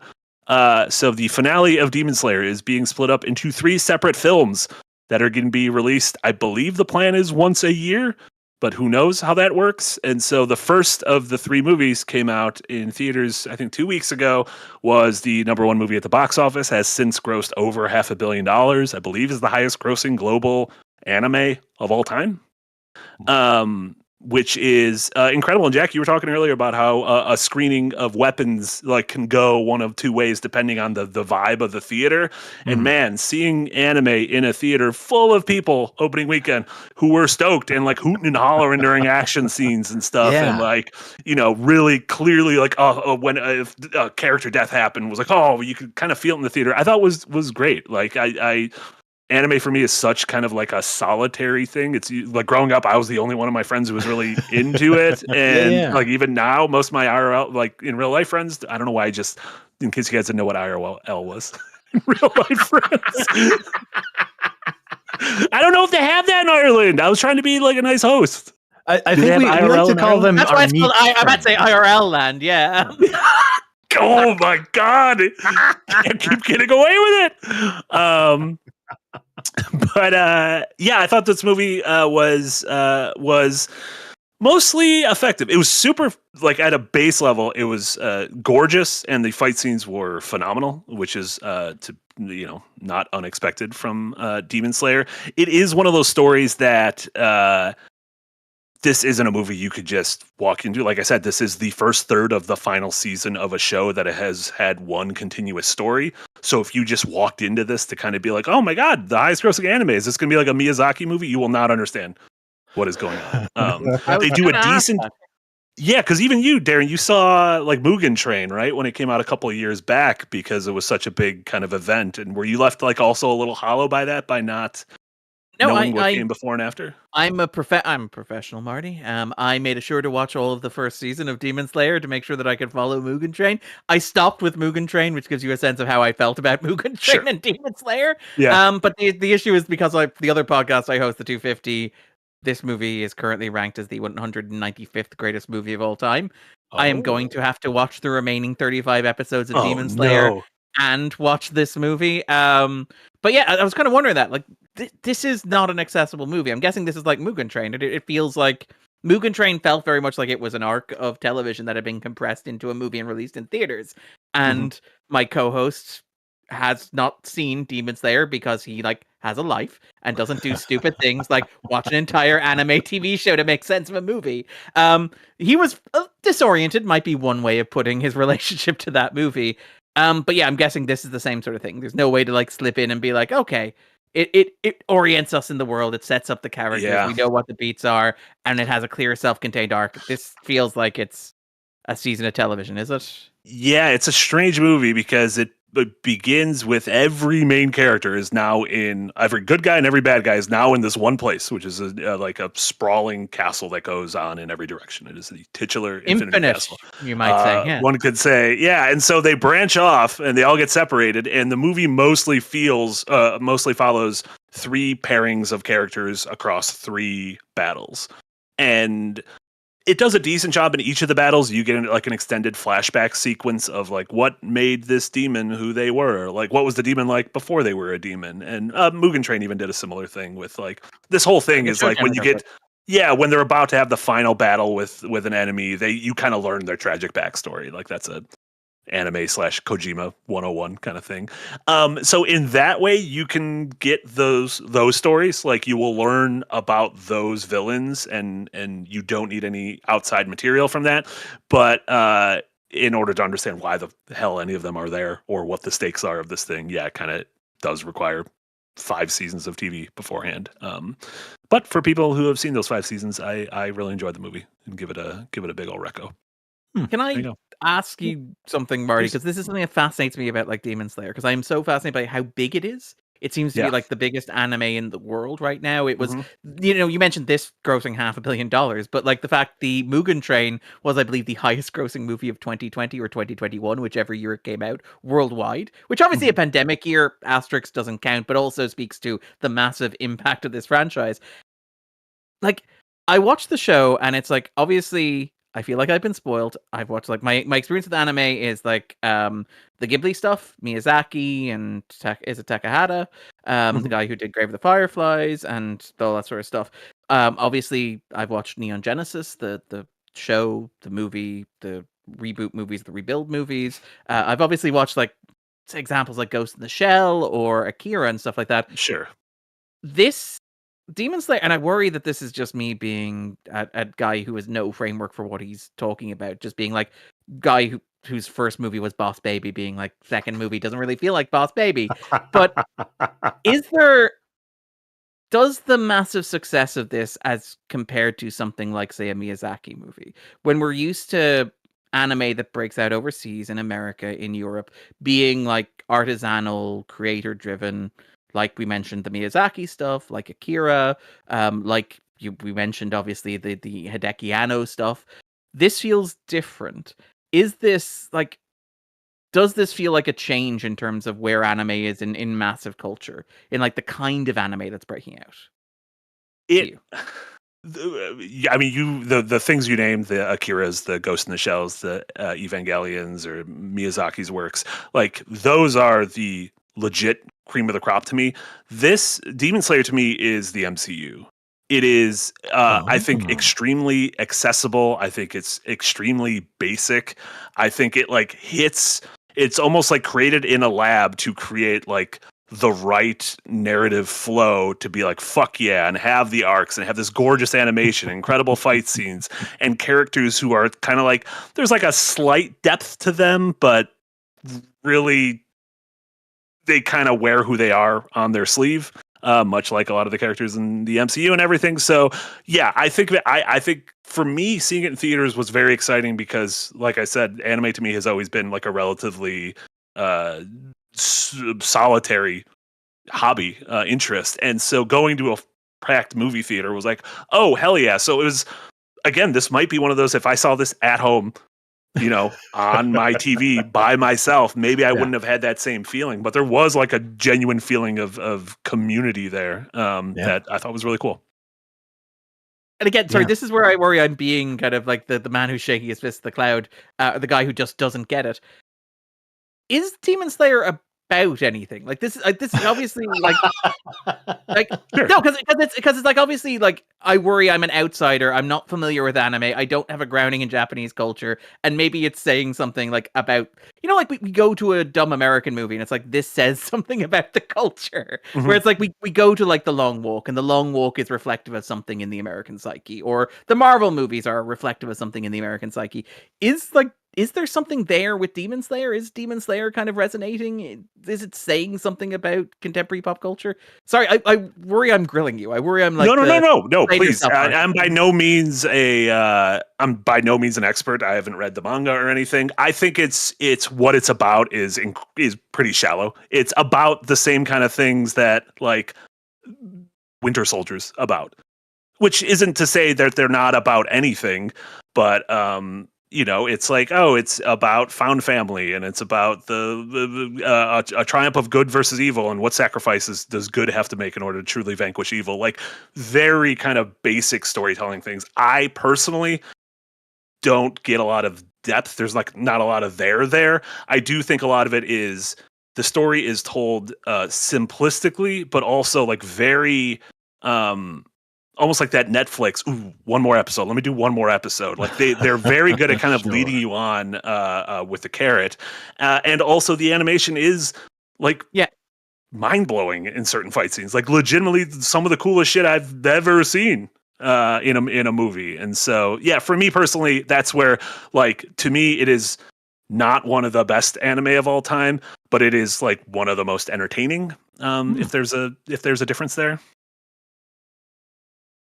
Which I think there is. Yeah, I think there is. I think like I'd be very interested in you now doing a rewatch of it, by yourself when it comes to like video on demand, and doing that compare and contrast, because like there are very real empathetic psychological phenomenons that happen when we watch something, when we are part of a crowd, right? And I mean, but to give the opposite, I watched K-pop Demon Hunter at home by myself, and I was like, oh fuck yeah, and I got something from it that like felt deep. But it did feel like there was like, even though again K-pop Demon Hunter isn't the deepest movie in the world, like it does have subtext, and it does have themes running through it, and it does kind of have a message, especially since it's geared towards probably a little bit of a younger audience, that I do think is important. So neat. Yeah, that's kind of where I'm with that. But yeah, Darren, what have you been watching? Very quickly, lots of stuff, it turns out, apparently, despite editing a half-hour-long video. It's on the background while you're editing. Yeah, it's really good. You should really split your attention while you're doing something like that. It's something you don't need to be focused on almost monomaniacally. Just a bunch of stuff. Just run through the stuff that is out at the moment very quickly, from like shortest to longest conversation wise. Wayward, which is launching on Netflix, I think, on Thursday, which is the new Mae Martin TV show. It is a streaming show starring Toni Collette. It's about the troubled teen industry. It is quite good. I actually was really charmed by it. It tells the story of a trans man who moves basically to his wife's hometown, which it turns out is also not so secretly a cult that thrives off having like a compound where troubled teens are sent and corrected and psychologically reprogrammed. And it is a relatively well-made TV show that is like charming and funny and has like this really charismatic cast. Toni Collette plays a cult leader in it. Mae Martin, who is the creator, they also star in the central role of Alex. I thought this was just very well made. It is an 8-episode Netflix TV show. I had a good time watching it. It does suffer a little bit from this could have been a 2-hour movie that would have been just as good, maybe a little bit better. But yeah, a nice cast, good premise, solidly executed, good time. Not incredible, wouldn't recommend it blindly, but if you're flicking through Netflix looking for something to watch, Wayward is as good a place to go as any. And the reason, if it sounds like I'm being a bit generous to, this meeting could have been a memo, quality of Wayward, that's because I also watched Black Rabbit, which is the streaming show which is fully released, and so I can fully talk about, starring Jason Bateman, directed by Laura Linney, and co-starring Jude Law, about the management of the Black Rabbit, which is a pub/bistro in New York. This is the very definition of a meeting that could have been a one-line email. It is an 8-episode long kind of neo-noir set in New York. It is, on paper, the kind of project that used to be like a really great 90-minute to like 2-hour long kind of crime movie about like a guy struggling to keep his head above water as his troubled brother comes back into his life with all the debt that he's got with him while he's having a big opening of his fancy restaurant and also while he's having an affair with his best friend's wife. And all this stuff is going to crash into each other and collide in interesting ways. And you're like, yeah, that sounds like a solid 2 hours of story with a bunch of actors who I really like. And the problem is that when you stretch and distend that across 8 hours, it becomes like unbearable because there is that Stephen King-esque sense of, well, the show is done when we get to 8 hours. That is when it's finished. That is when like trouble will stop happening for these guys when we get to 8 hours in. And until then, roughly once an episode or once every 2 episodes, something catastrophic is going to happen that completely upends it. To give a sense of how frustrating this TV show is, the opening teaser of the first episode, right, begins in media res with a high stakes situation involving the two brothers, which is like genuinely like, oh, this is very serious. How are the guys gonna get out of this? And you're like, okay, one of two things is gonna happen. Either this is the climax of the first episode and it's the premise of the entire show afterwards, or we're going to spend 7 hours building to it, and this is the actual climax of the show, and we're just seeing it at the start to rule it out. But for some inexplicable reason, this climax is lifted from midway through episode 5 of the show. So it is like the most insane place to begin in literal media res, where it is just one of the endless pointless escalating cliffhangers that continually happen over the show, and it's like, this is the one that opens the season because it was as good as any, I guess. It is so frustrating, and it is so frustrating because it's like, it's Jude Law, it's Jason Bateman, it's two actors who are very good at what they do. It's like a genre that I really like, which is like this idea of gentrifying New York. It feels like it could have been a nice, hard-boiled, kind of low-budget movie from the 90s, and it would have been very charming, but over 8 hours, it becomes unbearable. I really, really, really did not care for it, I'm afraid to say. Netflix is shoving it down my throat hard, and I keep being like, I don't want this. I don't want this. I don't think I want this. I already got tricked into watching that Jason Bateman airport movie from last Christmas, which was fine. It was fine. Perfectly solid. Yeah, it was like a Darren Egerton. Yeah, but yeah, it's not Taken. It's like it's got similar one-word title. Luggage the or movie? Something. Yeah, Carry On. Carry On, that's what it is. Taron Egerton has had enough of your Carry On. All right. And otherwise, Gen V, which launched last week on Amazon Prime. This is the Boys spin-off, and it is fine, I guess, is the thing. The most damning like praise that you can give it. It falls into that same issue that the first season of Gen V had, which is the question of like, is this a spin-off? Or is this just something we are putting on the air to keep the boys in the collective consciousness while we actually work on the show that we deem to be important? Where like the first season of Gen V, which is a show set in college for superheroes with a new cast who are generally speaking very charming and like loaded with cameos from the parent show, but always feels like a side quest where you watch the first season of Gen V, and it feels like the entire point of those 8 episodes is to give you the backstory on the soup virus that becomes a major plot point in the 4th season of The Boys, which the 4th season of The Boys could just have introduced with, by the way, there's a soup virus. And there is a similar sort of energy happening in like the second season of Gen V, where it feels very consciously like it's gearing up for the 5th season of The Boys, but also in a way that the 5th season of The Boys will not have expected you to have watched Gen V to understand, which is like the worst of all possible worlds. That said, it's well made. The cast is charismatic. Hamish Linklater is added to the cast this week. I'm going to say some mean things about Hamish Linklater in a moment, so want to take a moment and appreciate like one of our great dramatic actors. Phenomenal in Midnight Mass. Really good in Legion. Midnight Mass. Incredible in Midnight Mass, and just generally good here at playing like evil Professor Xavier. It's basically the briefing that he's been given here. It's adequate. Like it's like if you want more of The Boys, but like don't mind that it doesn't actually progress in any meaningful way, and just like that's it. It'll scratch that itch. That sounds like everything wrong with a lot of television shows right now. Is just like we're going to walk on a treadmill for a little bit. We're going to tread water, maybe we'll end, maybe we won't. Maybe we'll just cancel the show. Fuck you. Yeah. But that's the thing is like watching Gen V, I'm like, what is the future of the show when The Boys ends? Like The Boys ends next year. And like Amazon clearly are like, well, The Boys is too profitable for us to like give up on it. So we need to like continue it. But the problem watching Gen V is I have no sense of what this show is if it's not airing between seasons of The Boys. Like that is the thing that I find really frustrating about it. So I'm a little disappointed with it. Again, think the cast is charming. You know, the script is, well, it's got all the contemporary humor. It's really weird that like The Boys is the show that has its finger on the pulse of contemporary America most accurately. I know Andor is like the highbrow version of like what is it like to live in a society that is falling into authoritarianism, but it is kind of fascinating that The Boys is the superhero show that is like most in tune with where America is culturally and socially. Other than that, Swiped, which is the new movie which released on Disney Plus or Hulu, starring Lily James as the woman responsible for the success of Tinder and also for launching Bumble. It is not good. It is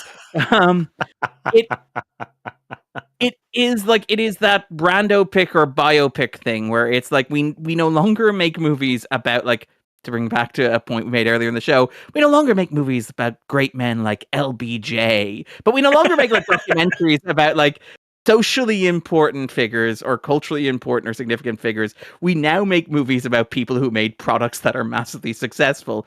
And this is one of those things where it's like the worst version of The Social Network, where it's like, what if The Social Network was like Zuckerberg? Sure, he maybe destroyed the fabric of contemporary American society, but like, look, he's got really good politics. That's what you like about him. And like, people were really mean to him and he showed them. It is such a Swiped is such a fascinating girl boss movie. It girl bosses so hard, so fast, and so unapologetically. Where it's like, you know what? Maybe this woman deserves to be a hyphenate millionaire. I think it's a good thing that she got all the money that she got. And at the end, there's a nice little winking coda where it's like, by the way, she's legally prevented from speaking about any of the events that we depicted here. So we had to fictionalize them. We swear that we didn't talk to her unofficially and get her side of the events. This is just speculation on what might have happened and about how she girl bossed so hard and so close to the sun. And she learned an important lesson that you should only girl boss harder. I did not care for Swiped. It is the Beanie Bubble. It's the bad version of Air. It's the bad version of BlackBerry. It's just this. It's like Flaming Hot. It's Flaming Hot. It's the Pop-Tart movie. Pop-Tart movie. Yeah. Unironically, the Pop-Tart movie. I Swear, which is again, it's a independent British movie about a guy who has Tourette's syndrome, based on a real life figure. Actually, like a story that is very earnest and very worth telling. A story about like campaigning for awareness and for the rights of people with Tourette's syndrome and raising awareness of the disease. Very earnest, very well intentioned, very, very good cast. It's shot in Scotland, so it has like Shirley Henderson, it has Peter Mullen, it has Maxine Peake in it. It does fall into that problem of like, when we making unremarkable movies about truly remarkable people, where it's like, even if you don't know the story of this particular great individual who like did honestly wonderful things for people suffering from a very severe condition that was massively misunderstood in the culture and did like really wonderful things about raising awareness and like bringing the public around on it. If you didn't know the particulars of that story, you can still check off the items like one at a time as this moves through the standard biopic beats. I was sadly a little disappointed with I Swear, I have to say. Then another movie that's in cinemas at the moment, A Big, Bold, Beautiful Journey, starring Colin Farrell. Oh, this is going to be the Hamish Linklater drive-by. I was waiting the entire time. I'm like, what are you going to get to where you're going to shit out of? Because the last thing I'd seen him in was he played Abraham Lincoln in The Manhunt, but that was like a year or two ago. And so I was like, what is...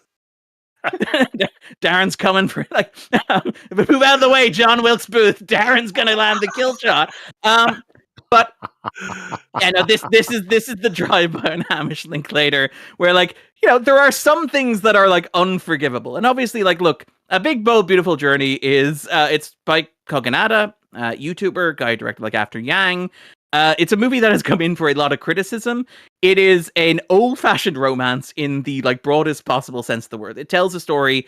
It is told in the most like cloyingly saccharine and sentimental ways. It is the story of a guy who lives in a vague, unnamed city who goes to a wedding and he meets a girl there, Sarah, played by Margot Robbie.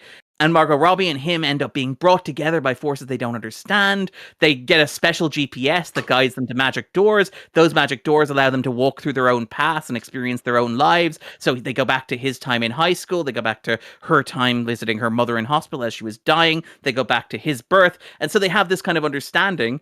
And it understandably and recently has come under a fair deal of criticism for being incredibly saccharine and incredibly sincere and incredibly achingly sweet. It is very consciously styled like Miyazaki. It is an attempt to do a live-action Miyazaki movie. In case the screenshots that Eric has been wonderfully peppering down the corner of the screen don't give it away. Very strong color theory, lots of blues, lots of reds, lots of yellows, lots of shots of natures, lots of fields. Joe Hisaishi does the score, so it has this Miyazaki-esque kind of piano going in there as well.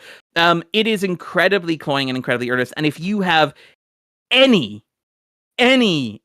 cynicism or irony in you whatsoever, you will react so strongly against this movie.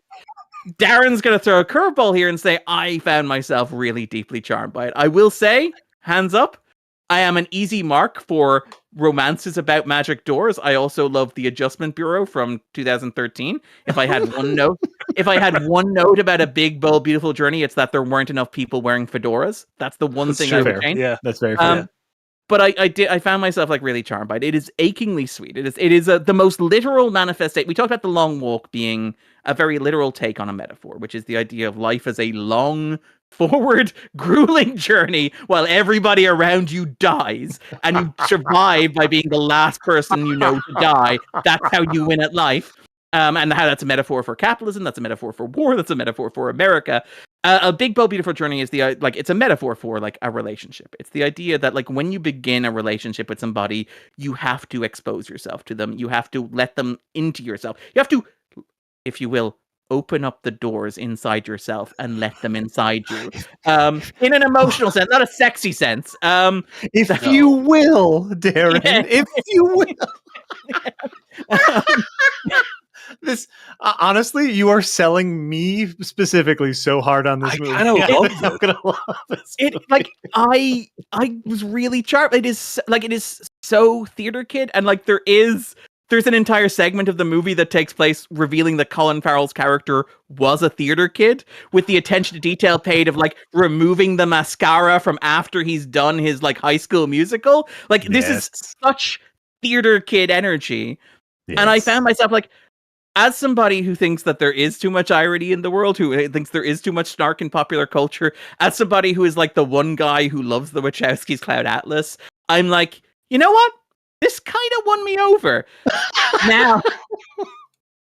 Now for the Hamish Linklater drive-thru, which is some things are unforgivable. The big one here is deciding that Colin Farrell, rather than attempting an American accent, they would explain that he was half Irish on his father's side, presumably after they had cast Canadian legend Hamish Linklater to play his father, leading Canadian legend Hamish Linklater to attempt an Irish accent heretofore unheard since the highlights of the 1990s. This is Brad Pitt in Devil's Own, oh Tommy my God, I'm Jones excited. Blown away levels of Paddy Wackery. It is incredible. There are several scenes of Farrell sharing the screen with Linklater. And again, I love Linklater. I think he's a great performer. I think his performance in Midnight Mass is one of the great performances in contemporary American television. Yeah. But there's moments where he's in an Irish hospital, and you can tell it's an Irish hospital because they've got pictures of green hills drawn on the background and literal newspapers hanging from racks that say Ireland on the top of them. And Hamish Linklater's going, Begosh and Begara, we talked to ourselves about wee David, we did. And you're no, don't stop it. No. Stop it. Just. Also, to echo something that is happening in the chat right now, the first time and the best time I have ever heard the use of the word Paddy Wackery. Incredibly good Paddy Wackery. My whole Discord froze as soon as Darren started using the Irish accent. No, Discord needed to pause to to what kind of Lucky Charms ass bullshit is that? That's beautiful. It should be Gara. Incredible. It's like as somebody who's like, I love the sincerity of the movie and the earnestness of the movie. There's the moment where like Hamish Linklater shows up, like holding a teddy bear and a bunch of balloons for the arrival of his new son, saying, "And we promised we'd tell him every day he was the most special boy on the earth." I'm like, too much. Rein it in. That's like I will go so far with you, but just reel yourself back in over the line, sister. But I will say I was jarred by it. Again, movie will not withstand any contact with cynicism.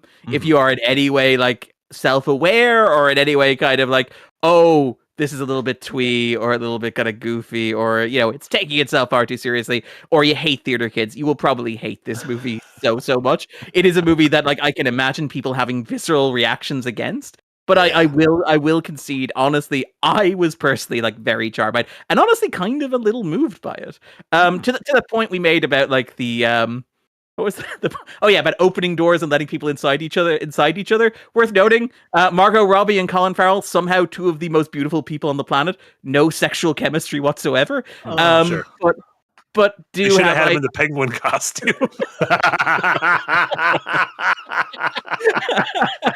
Well, again, we've talked about this, but Farrell is one of those people who is burdened by handsomeness. Like, I having met Colin and know people who know Colin, like he's a man who is like burdened by being one of God's perfect human beings, and is never as little. It's so tough. They should have been like, we'll let you go bald, or you can we'll put a fat suit on you, like something. Like, yeah.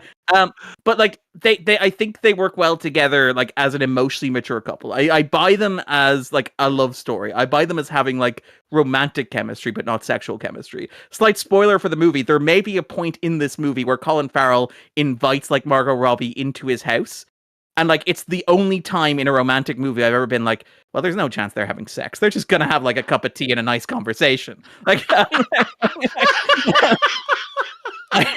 I don't know why you're cutting away. I don't know why you're giving us this discretion shot. They're clearly just sitting down and having biscuits and tea, right? That's what they and then they are actually Netflix and chilling. They are not doing the thing people say they're doing. Yeah. and then finally, like the big one, which is One Battle After Another, which I saw last week, which is one of the movies of the year, and I want to be very careful about, because you talked about like weapons and like the hype that weapons gets. Yeah. The problem with One Battle After Another, which I think is one of the best films of the year, and is like one of the best movies Paul Thomas Anderson has ever made, and he is one of the best filmmakers working today. I'm like, I also want to manage expectations when I say all of those things. I was kind of charmed by this. The thing that shocked me about One Battle After Another isn't the fact that it's like a good movie, because it's a Paul Thomas Anderson movie. Of course it's good. There's a certain level of like craft and skill involved in them. And like even the Anderson movies that I don't necessarily love, like I'm not usually fond of, say, Phantom Thread. It's a movie that like doesn't emotionally work for me, but I'm like, that is a gorgeous movie. That is like a beautifully made piece of cinema. The real surprise for me with One Battle After Another was like just how compulsively watchable it is. Like it is such a delight of a movie. It is so fun. The movie that I thought of a lot while watching it, and I want to be, again, this is another one where Darren's like, we need to manage expectations for this movie. As Darren says the line, the movie I thought about a lot while watching this movie, particularly in the first act, was Heat. But it made me feel... I know, right? I'm sorry. I know I shouldn't be saying that. Expectations are no longer managed, Darren. But it has that feeling of being a big, expensive, star-driven studio film that is like masculine and violent, but also poetic and emotional and operatic. And it is a sprawling piece of genre fiction set against the backdrop of like, the Western frontier against California, obviously like all Anderson movies, but it is also like a pure exercise in like genre fiction. It is like a compellingly watchable action thriller with an incredible cast that moves just propulsively.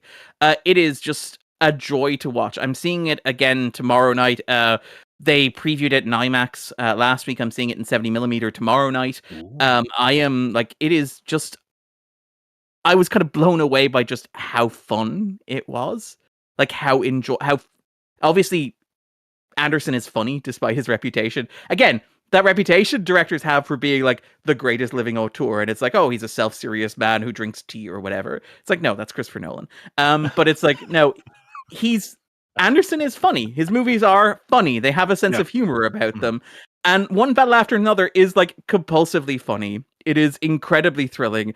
The action sequences are remarkably well directed, and it has just this sense of forward movement where it's like, if this movie had come out in 1995, this would be like a cable classic. This would be canonized as a dad movie classic. That's what I talked about earlier when I was like, this movie, they're advertising this movie with Fortnite, and that feels wrong. And it doesn't feel wrong because, oh no, this is a serious work of art that deserves to be treated with respect and consideration. No, it's like, no, the audience for this movie isn't on Fortnite. The audience for this movie is watching Yellowstone. It's watching like NCIS. It's watching Criminal Minds. Like, this needs to be buying every spot on like linear television.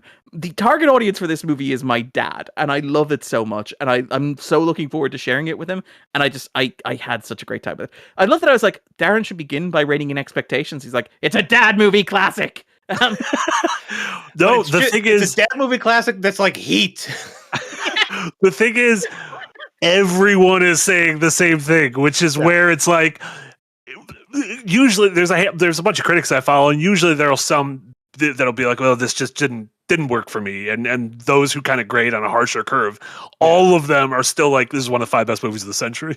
God damn it. David Ehrlich, who's like, the hardest man to please when it comes to like mainstream cinema, is like, this is the best movie released by a major studio in 25 years. And it's like, whoa. Sinners was just earlier this year, but I respect your argument. Yeah, it's got currently has a 97 on Rotten Tomatoes and 96 on Metacritic. Those numbers again don't matter. Wow. Everything is fake. 96 on Metacritic, like 97 on Rotten Tomatoes, you get, because that's like, it's binary. It's like 50% pass.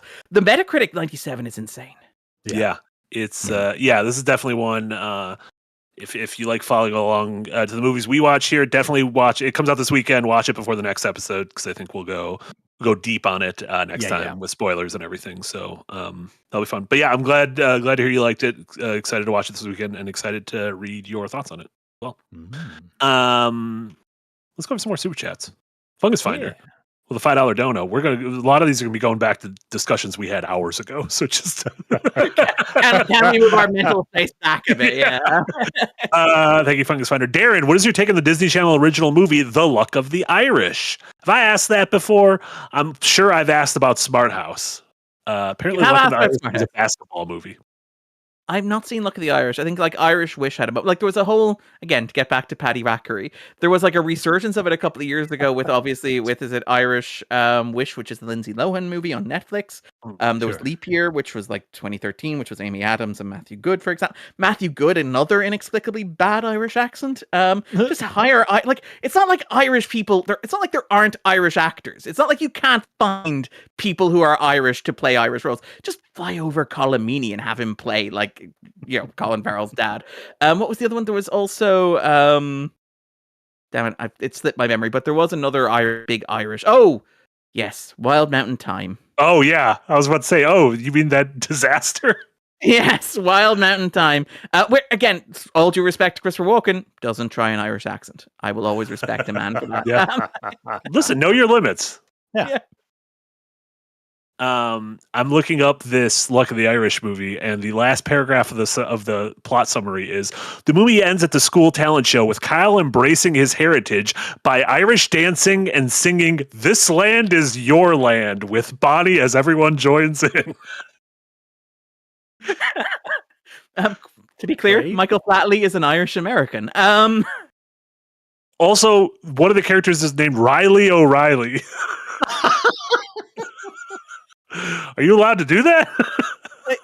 I will say, as an Irish person, it is actually really great that, like, it is impossible for that to be racist. Like, we've reached the point where, like, unless you're literally drawing Irish people as, like, monkeys, you can get away with pretty much with, like, the demographic that it is safe to do that with, where it's like, can you imagine naming a character of any other ethnicity in that fashion. There's no way you get away with it. There is something very charming in the fact the Irish is just like, sure, why not? You're going to come over here and spend millions in our tax haven. Sure, you may as well. Keep making your dumb movies. No one gives a shit about them. Just keep spending your money over here. Is he a leprechaun basketball player? Yeah, I think he's a leprechaun basketball player. Is that the metaphor? Look how scary he looks there. He looks like a wolf. Now he looks like Teen Wolf. It's Teen Wolf but with leprechauns? Is that the premise? Now I'm slightly... Look how small he is. I was about to say, but that's the hook, because it's basketball. You got to be tall to play basketball. You got to be tall. You can't be small. Leprechauns aren't tall. They aren't tall, Marty. No, that's what I've heard. Shout out to Irish Teen Wolf. Pure Pyro with €2. Put that one on us. Pure Pyro. Do you guys like any of the Exorcist sequels? 3 is good. Yes. And the Legion cut is interesting. The rest of them are abominable. The second one is bad in interesting ways. That's the one where James Earl Jones wears a giant wasp costume. Sorry, Jack, you go ahead. Pazuzu. That's I was going to defend. I was going to defend Exorcist 2. We watched Exorcist 2 on a Halloween episode of Best of the Worst because it was supposedly so bad. It's good. I defend it. I think it was fine. I thought it was a really interesting take on almost trying to turn Linda Blair into a superhero. I don't know how much time we have to spend on The Exorcist, but the thing that's so fascinating about Exorcist 2 is that like it is one of those sequels that is very consciously reacting against the original film. Where like whatever about The Exorcist, and like The Exorcist is like the most Catholic movie ever made. Like it's written by William Patrick Blatty. It's very explicitly Catholic in its worldview, and its politics are socially conservative to an extreme. Where it's a story about like a single mother whose daughter literally transforms into a demon. But the sequel is like John Borman being, it doesn't have to be Catholic. And it's like, hear me out here. What if we tried to tell a version of The Exorcist that was in no way specifically Catholic, as well, instead kind of like pseudoscience, but also Africa shot on a soundstage like at the 1950s, which is like such a weird thing because like so much of what makes the 1973 Exorcist so striking is that it's shot like a new Hollywood movie. It's like shot in real locations. Yeah. It's recognizably contemporary America. It's like they use subway platforms and actual streets, and they're in buildings and all this sort of stuff. And then you watch The Exorcist 2, and it stars like Richard Burton, who at his most Burton-esque, but it's also like everything is on sound stages. Yes. Yeah. 3 is good though. I would recommend 3. And 3 is great. I've never seen 2. You're not need to rectify that. Quintuple A with another $2. Thank you so much, Quintuple A. Darren and Jack, thanks for the insight on the respective SCs.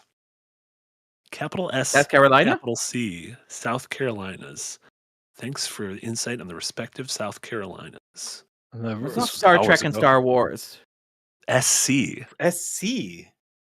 on the respective social clout. Yeah, you guys were talking about your respective social clouts. Sondheim clitori. Oh, super chats.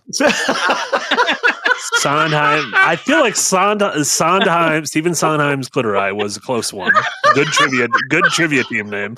But yeah, I believe Quintuple opened with the Spinal Tap question as well as the football in Ireland question. So thanking you for your thorough answers to both of those. Great. Wow. Double Finger with a €5 dono. Thank you, Double Finger. You should look into, this is going back to the Yellowstone thing, branded Second Wind groceries, Second Wind bacon, Second Wind mac and cheese, and of course, Second Wind beans. Yes, this is a fart joke. Nice. Listen, I love beans. Nice. And I love fart jokes, so that sounds great. Yeah. Big Hawk Abridging with a $2 dono. Thank you, Hawk. Great vid, Darren. Hate the term elevated horror. Referring to the episode of the backdrop today on the Conjuring universe that you put together. Yeah. No. Thank you very much for that. Yeah, and also like strongly disagree with the term elevated. As the episode gets into in a great deal of depth, it is inexplicably, and I apologize, almost half an hour long as far as videos go, and a large part of that was just like there's a lot to unpack here, and part of that is a solid minute spent of me griping about the term elevated horror and how much I hate the term elevated horror, but also it has its use because when you say it, people know what it means. That thing where it's like the term is inaccurate and the term is unfair and the term comes with a lot of baggage, but also people understand the term, so you kind of have to use the term when you talk about it, and like kind of weird space that it's in. But yeah, I really dislike the term elevated horror, and I love many of the movies that are classified as elevated horror. So it's not like I hate the genre or the type of movie. I just find the term so condescending in every possible direction. But yeah, the video that's out today, I'm very, very, very proud of it. I hope it turned out well, and I hope people are enjoying it. So thank you. There's some also like legitimately like great editing techniques and goofs and like things in there to where, and you edited it, so it was just really impressive. Of like, man, you really added some great spice to this. No, again, I said it before, but I just steal from Jesse and Omar. Like that's the thing. It's like, great people, honestly, great people to steal from. Yeah. That's what they're there for. Absolutely. It's like, because I've been working with them for so long, and they're so good at what they do. And every time I talk about it, I'm like, every time I get a video from them, I'm like blown away. I've got no idea what to expect. And it's like, so much of me is just like, that's a great idea. I should steal that. And that is quite literally what I did for this video. So thank you. And shout out to everybody. And Jack has done some work as well. Your Mission Impossible video you did for me was incredible. I love that I'm gesturing in the wrong direction because the screen's reversed. Jack, who is over here. But yeah, but there's like there's a statute of limitations on thanks. If it was 6 months ago, you don't have to thank Jack anymore. Oh yeah, that was ages ago. Ages ago. Yeah, but I'm not thanking you. I'm just stealing from you. There's a subtle difference. Yeah. Honestly, as editors, that's all we do is, that was a good idea. Keep that in the back of my head. Darren's next video is how many buckets are in one battle after another, and you're like, wait a minute. Wait a literally minute. stole this from me. Also, the answer is 0. It's like, it feels like there's gotta be some buckets. No way. There's no buckets. There's gotta be at least one bucket. I am legitimately, when I go see it this weekend, I'm gonna look and I'm gonna spot a bucket. Yeah. Fungus Finder with a $2 dono. Thank you so much, Fungus Finder. I miss dozens of episodes a year. That's shrinkflation. That is. Oh, that was a good goof. I saw it. See, speaking of editing tricks, I saw what Eric did there, you little rascal. Bacon 41 with a $5 dono. Thank you, Bacon. My Tubi recommend. Also, I'm noticing someone didn't do a Tubi recommend. I'm waiting. I was waiting for an opening, Marty. Bacon's Tubi recommend is the new Emmy Award winner Noah Wyle in the Librarian movie trilogy. Indiana Jones at home with glorious made-for-TV energy. I've heard of that series. I've never watched any of it. That looks like Indiana Jones at home. That's what that looks like. Yeah, like budgetary, probably a little lower than your Xena or Hercules. But you know what? Fine. Fine, totally fine. They spun off a TV show, didn't they, as well? Like, it was The Librarians. Yeah. With they did the dollar sign, but then they had to erase the dollar sign because it wasn't making a lot of money. Yeah, with the Librarian with the C doesn't really have the same like. The Librarian. We're making pennies. Jack, do you have any recommendations on the wonderful streaming service Tubi? I do. What, Eric? You made an official. We're not officially affiliated with Tubi yet. This is our Tubi Fair segment in which I choose a movie or two to recommend on the streaming service Tubi, which is one of my favorite streaming services because you don't even need to sign up to Tubi. You can just watch crap that you want to watch. So how about a comedy double feature? How do you feel about that? Ooh, I love it. A comedy double feature. I just got done watching Hot Rod. It's like, I'm in the mood for some more comedies. Beverly Hills Cop into Coming to America. Oh, an Eddie double Two feature. Eddie Murphy classic comedies, both available to watch for free on Tubi. Yeah. Where do you? So if we put 3 down, if we put Beverly Hills Cop, Coming to America, and Trading Places. How do you rank those 3? I feel like I think Trading Places is my number. Coming to America might be my number 1. It's just the gags are so good. Yeah, they're all good. Okay, I would go for me personally. I would go Coming to America, Trading Places, Beverly Hills Cop as 3. But you can't go wrong with any 3 of them. No. Fun fact. You mentioned The Long Walk being like on a college course curriculum. The Trading Places is on the Irish Leaving Cert exam curriculum. When we leave school, you can be examined in Trading Places, which I find hilarious. And it's like, Trading Places is it's so funny. It's such a good premise. You get to see Jamie Lee Curtis's boobs. It's like, it's so good on so many levels. And there's an extended blackface sequence in the hotel. There's an extended blackface sequence. Yeah. Maybe there was a reason we took it off a couple of years ago. There's no way. Who could say? Who could say?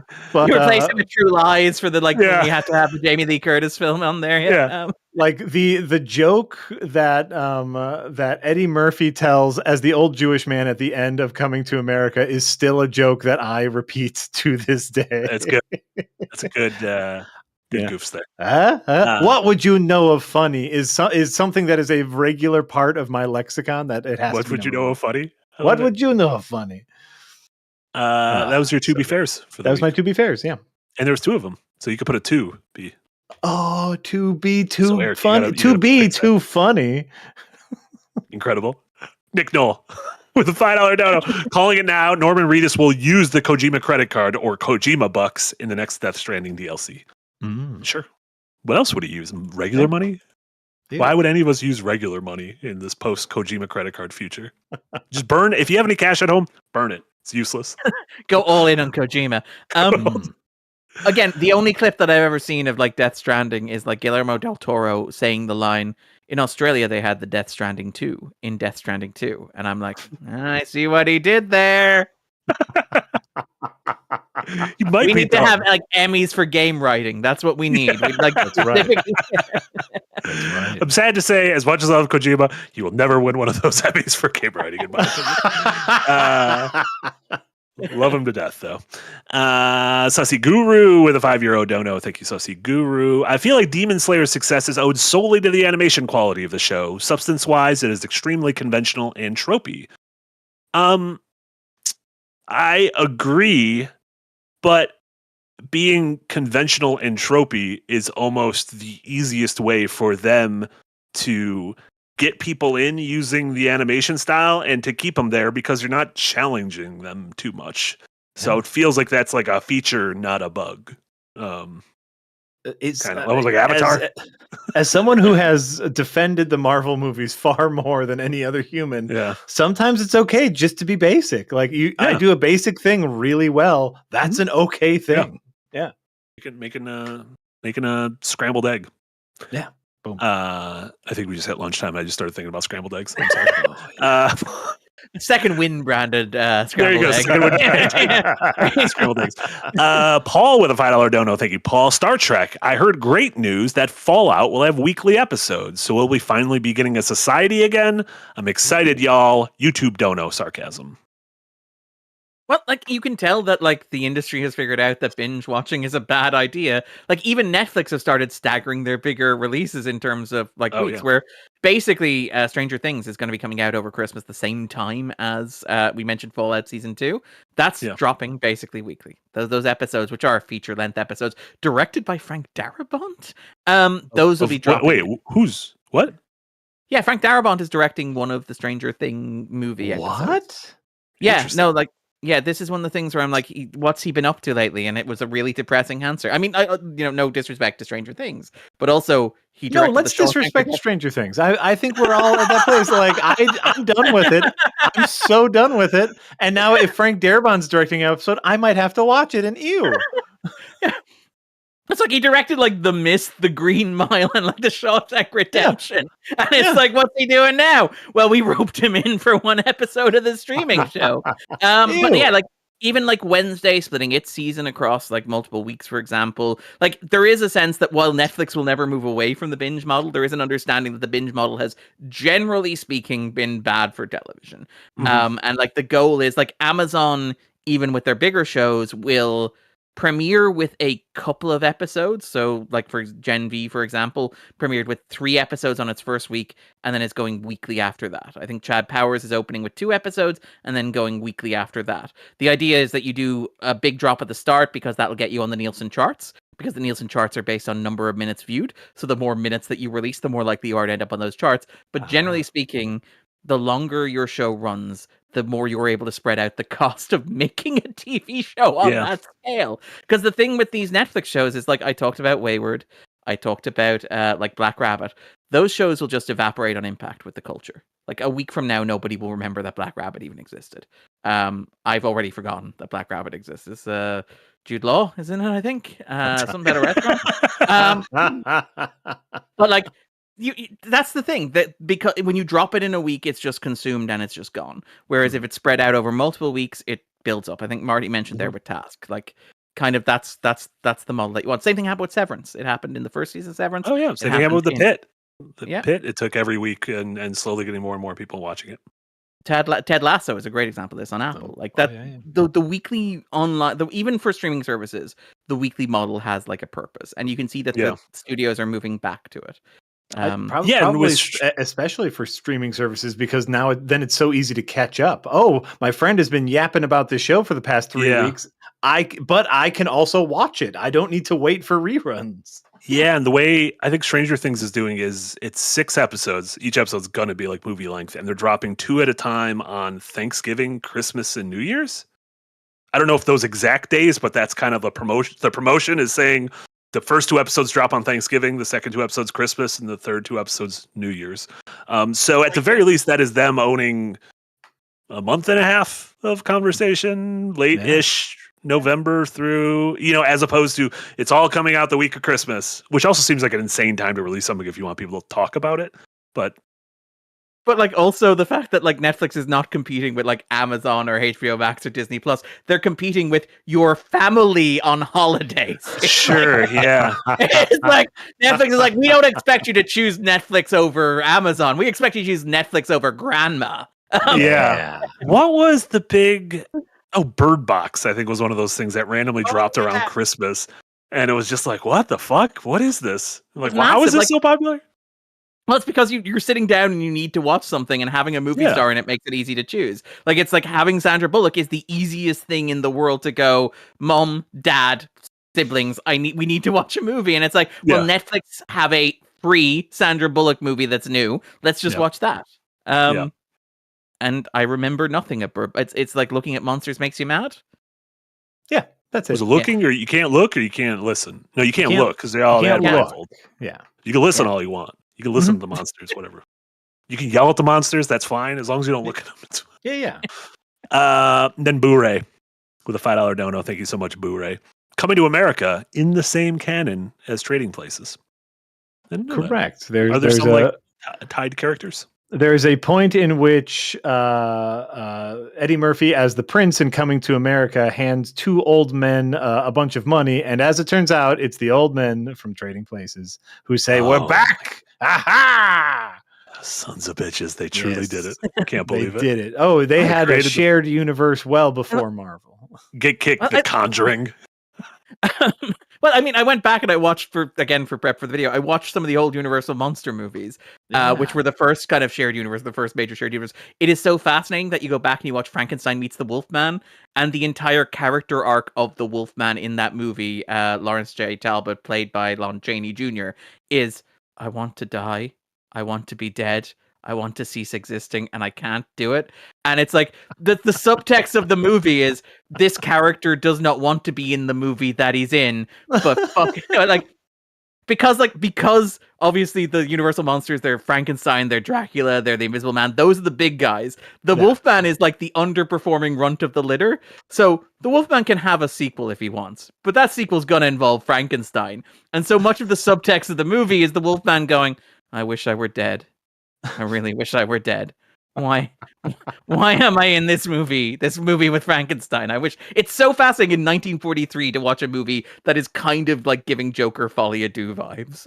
Nice. Very fun. I love that. Red, that's the end of our Super Chats. I think we made it to the end of the episode in one piece, which I'm very proud of.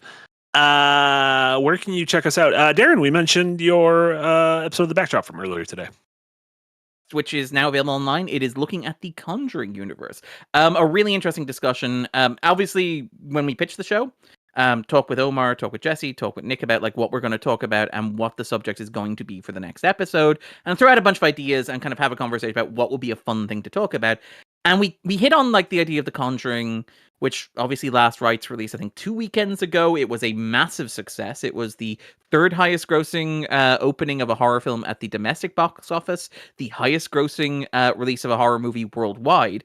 And we thought to ourselves, like, that's not something that is discussed very often or very frequently. We don't really talk about the Conjuring verse, as it were, in the same way that we talk about things like, say, the Marvel universe, which we've mentioned repeatedly over this podcast, the DC universe. We talk about, like, the Fast and Furious franchise, even the Monsterverse, or even, like, the Dark universe, for all that is a punchline and a photograph. We don't talk about the Conjuring as a shared universe, despite the fact that I would argue, if you're talking in terms of like functioning as a shared universe, which is, not only do you have a mainline franchise, not only do you have crossovers, but you have spin-offs, and those spin-offs generate their own sequels, and those spin-offs generate their own spin-offs like one degree out. Like, it is actually an expansive shared universe in a way that, like, you imagine a shared universe should be. It's not like, say, the Fast and Furious movies, where it's 10 Fast and Furious movies and The Rock's Vanity Project, but that didn't work, so don't worry, he's back in Fast X. Or something like the Monsterverse, which is like, it's a bunch of Godzilla movies and that one Kong movie we did one time because we had to see that going in. The Conjuring universe is actually a shared universe in the same way that we think of the Marvel universe as being. And you can draw direct parallels between individual movies where, like, Annabelle Comes Home is very obviously like the Captain America Civil War, where Annabelle, she's completing her trilogy, but she's not getting the numbers she used to. So can we bring back in the franchise launchers, America's sweethearts like Vera Farmiga and Patrick Wilson to juice those numbers just a little bit? The audience wants a little bit of the Warrens. So we talked about that, and we said that would be an interesting thing to discuss.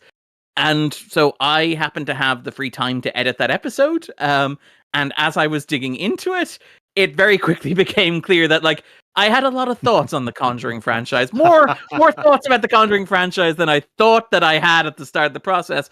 It is very interesting to look at those films in the context of the history of horror cinema, their relationship to contemporary horror, and also just, like, in terms of their relationship to modern blockbuster franchises. And what makes the Conjuring movies so unique in the modern landscape, where they are not, for example, elevated horror, they are not like cheap disposable schlocky fare like Night Swim, and they're not, big franchises or existing franchises like, say, the Exorcist movies or Alien or, the Omen or any of those. They are something different. And what I hope I get at in the video is what makes them unique is that James Wan, by looking to horror's past, and in particular, like, the 1970s wave of horror movies that were massively successful. We talked about The Exorcist here, but movies like The Omen, for example, Rosemary's Baby, and even Poltergeist, movies that were among the highest grossing movies of the year and were genuine cultural phenomenons outside the sphere of what we think of as cheap disposable slashers.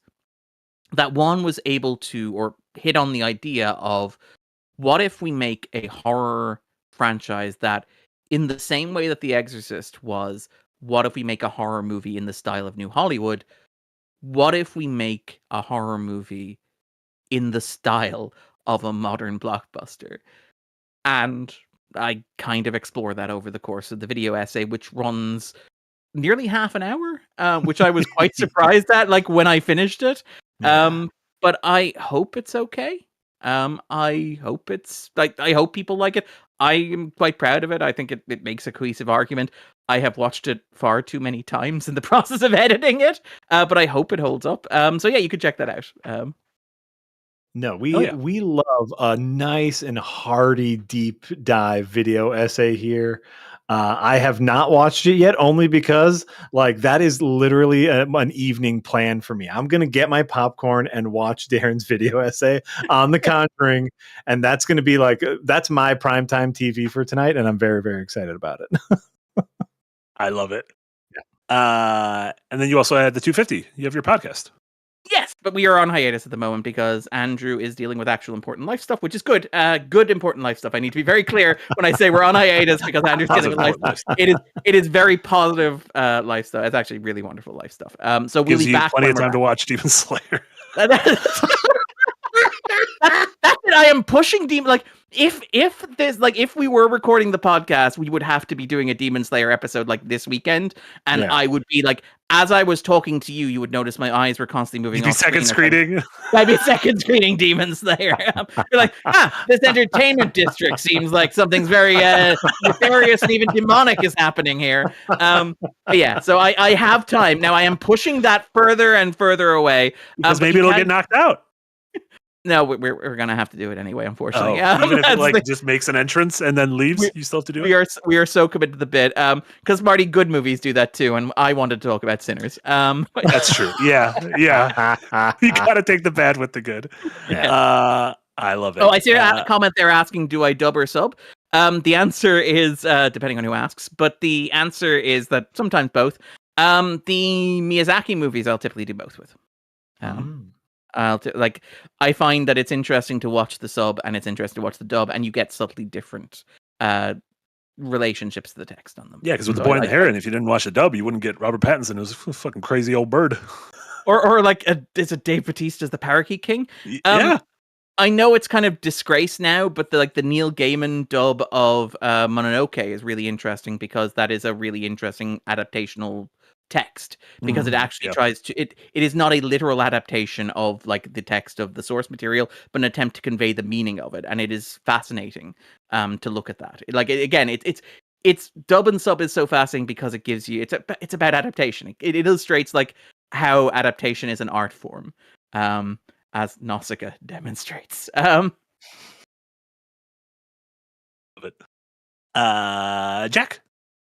anything on your end folks should know about? This is quite possibly the only time I am live this week. Wow, which is shocking because usually I'm all over the place. Like I'll fill in for Nick every once in a while. Sometimes double bill on Tuesdays, but I'm also not streaming on Thursday. Jay and Jess are taking my slot for a Once Upon the Galaxy stream. And I can't sub in for Nick this afternoon. So this is it, everybody. Good luck, goodbye. Fully jacked. Yeah, for the week. You're fully jacked. You're fully jacked all week. 100% jacked at the end of the week after this episode. And then much like Jeremy Allen White in The Mandalorian and Grogu. What I will tell people is we are dangerously, tantalizingly close to releasing the Adventure is Nigh one-shot, Balatro one-shot. Yes. Animations are in. We are doing our final checks now. That is happening really soon. And of course, I'm preparing my literal home for the majority of Second Wind to descend upon it for the shooting of Adventure is Nigh Season 5. So incredible. Can't wait. Last few super chats that rolled in. King Dad with a $5 dono said, Wolfman is the runt of the litter. One of Darren's more subtle puns. I didn't even pick up on it. And then Boo Ray with a $5 dono said, The Rock Vanity Project looks good in a blank tank top, I guess. I'm excited for the Smashing baby Machine. oil. Smothered in baby oil. I've heard good things. The thing about like the Smashing Machine is like it's hard for me not to be cynical about it, which is like this is The Rock doing what like Robert Downey Jr. did with Oppenheimer, where it's like, I want you guys to take me seriously as an actor. I know I've made a whole bunch of movies that have caused severe damage to the cinematic ecosystem, and I've taken that to heart. And I've made enough money, and I want to be taken seriously as an actor. I want to be respected for my craft. And as soon as you give him any validation whatsoever, he's going to take that gold statue and charge like $80 million and a trailer encampment to star in the next big blockbuster. Like part of me is like, I kind of, this feels very cynical and calculated to me. I'm like, when The Rock has made like a fourth Smashing Machine movie, not a literal fourth Smashing Machine movie, because that would suggest he learned the wrong lessons and was applying them to A24. Franchising Smashing Machine. The question is, how fast is he going to cash in any clout he gets from this movie? My guess is as quickly as humanly possible. Sure. Could be a weird fall for like Oscars. Is he gonna put out a Smashing Machine vodka? You know, with his tequila. Like, you know, that was a big, like, one of the money laundering things with Black Adam was like he made them serve his tequila at like their promotional events, which apparently really upset Warner Brothers because those were like family friendly events because like Black Adam PG. But like he made them buy massive quantities of his tequila, which is basically money laundering. That is right. I don't know if you've heard though, in 2025, money laundering just legal. It's fine in the US. Literally, it's fine. It can't be illegal considering how many people are doing it. So part of me is like, I know that like the big thing at the moment is like one battle after another is like the new Oscar favorite or whatever coming in, and Leo's gonna get a second Oscar or whatever. Part of me is excited for the possibility of like Timothée Chalamet versus The Rock for Best Actor. Well, can you imagine the internet? I mean, obviously, like you have is it Ariana Grande versus is it Amanda Seyfried is the new one? That's the new fan war, but like this could be a fun season, and by fun I mean terrifying for anybody online. Yeah, the stands. There will be blood for the stands. And then Vactor, thank you so much. I've been in the Green Gang for 21 months. Says The Bride only gets 4 freaking minutes. Listen, we told you you're going to get The Bride. I'm assuming The Bride of Frankenstein. Have you seen the trailer for The Bride? The Maggie Gyllenhaal. The Maggie Gyllenhaal. Yeah. Oh, I didn't know. I didn't know the trailer came out. It came out like 15 minutes before we started. It looks like Bonnie and Clyde meets Bride of Frankenstein, and it's like it is a movie that to me looks like it is not going to be. It looks like a movie that is not going to get a that was fine response to it. Like it is either going to have me come out and say this is one of the movies of the year, or that is one of the worst things I have ever seen. But I don't see a universe looking at that trailer where I come out and go, you know what? Is that Jesse Buckley and Christian Bale? That looks like The Joker Part 2. Yes, it does. Is this going to be the Megalopolis of 2025? When does this come out? Beginning of next year. It was supposed to.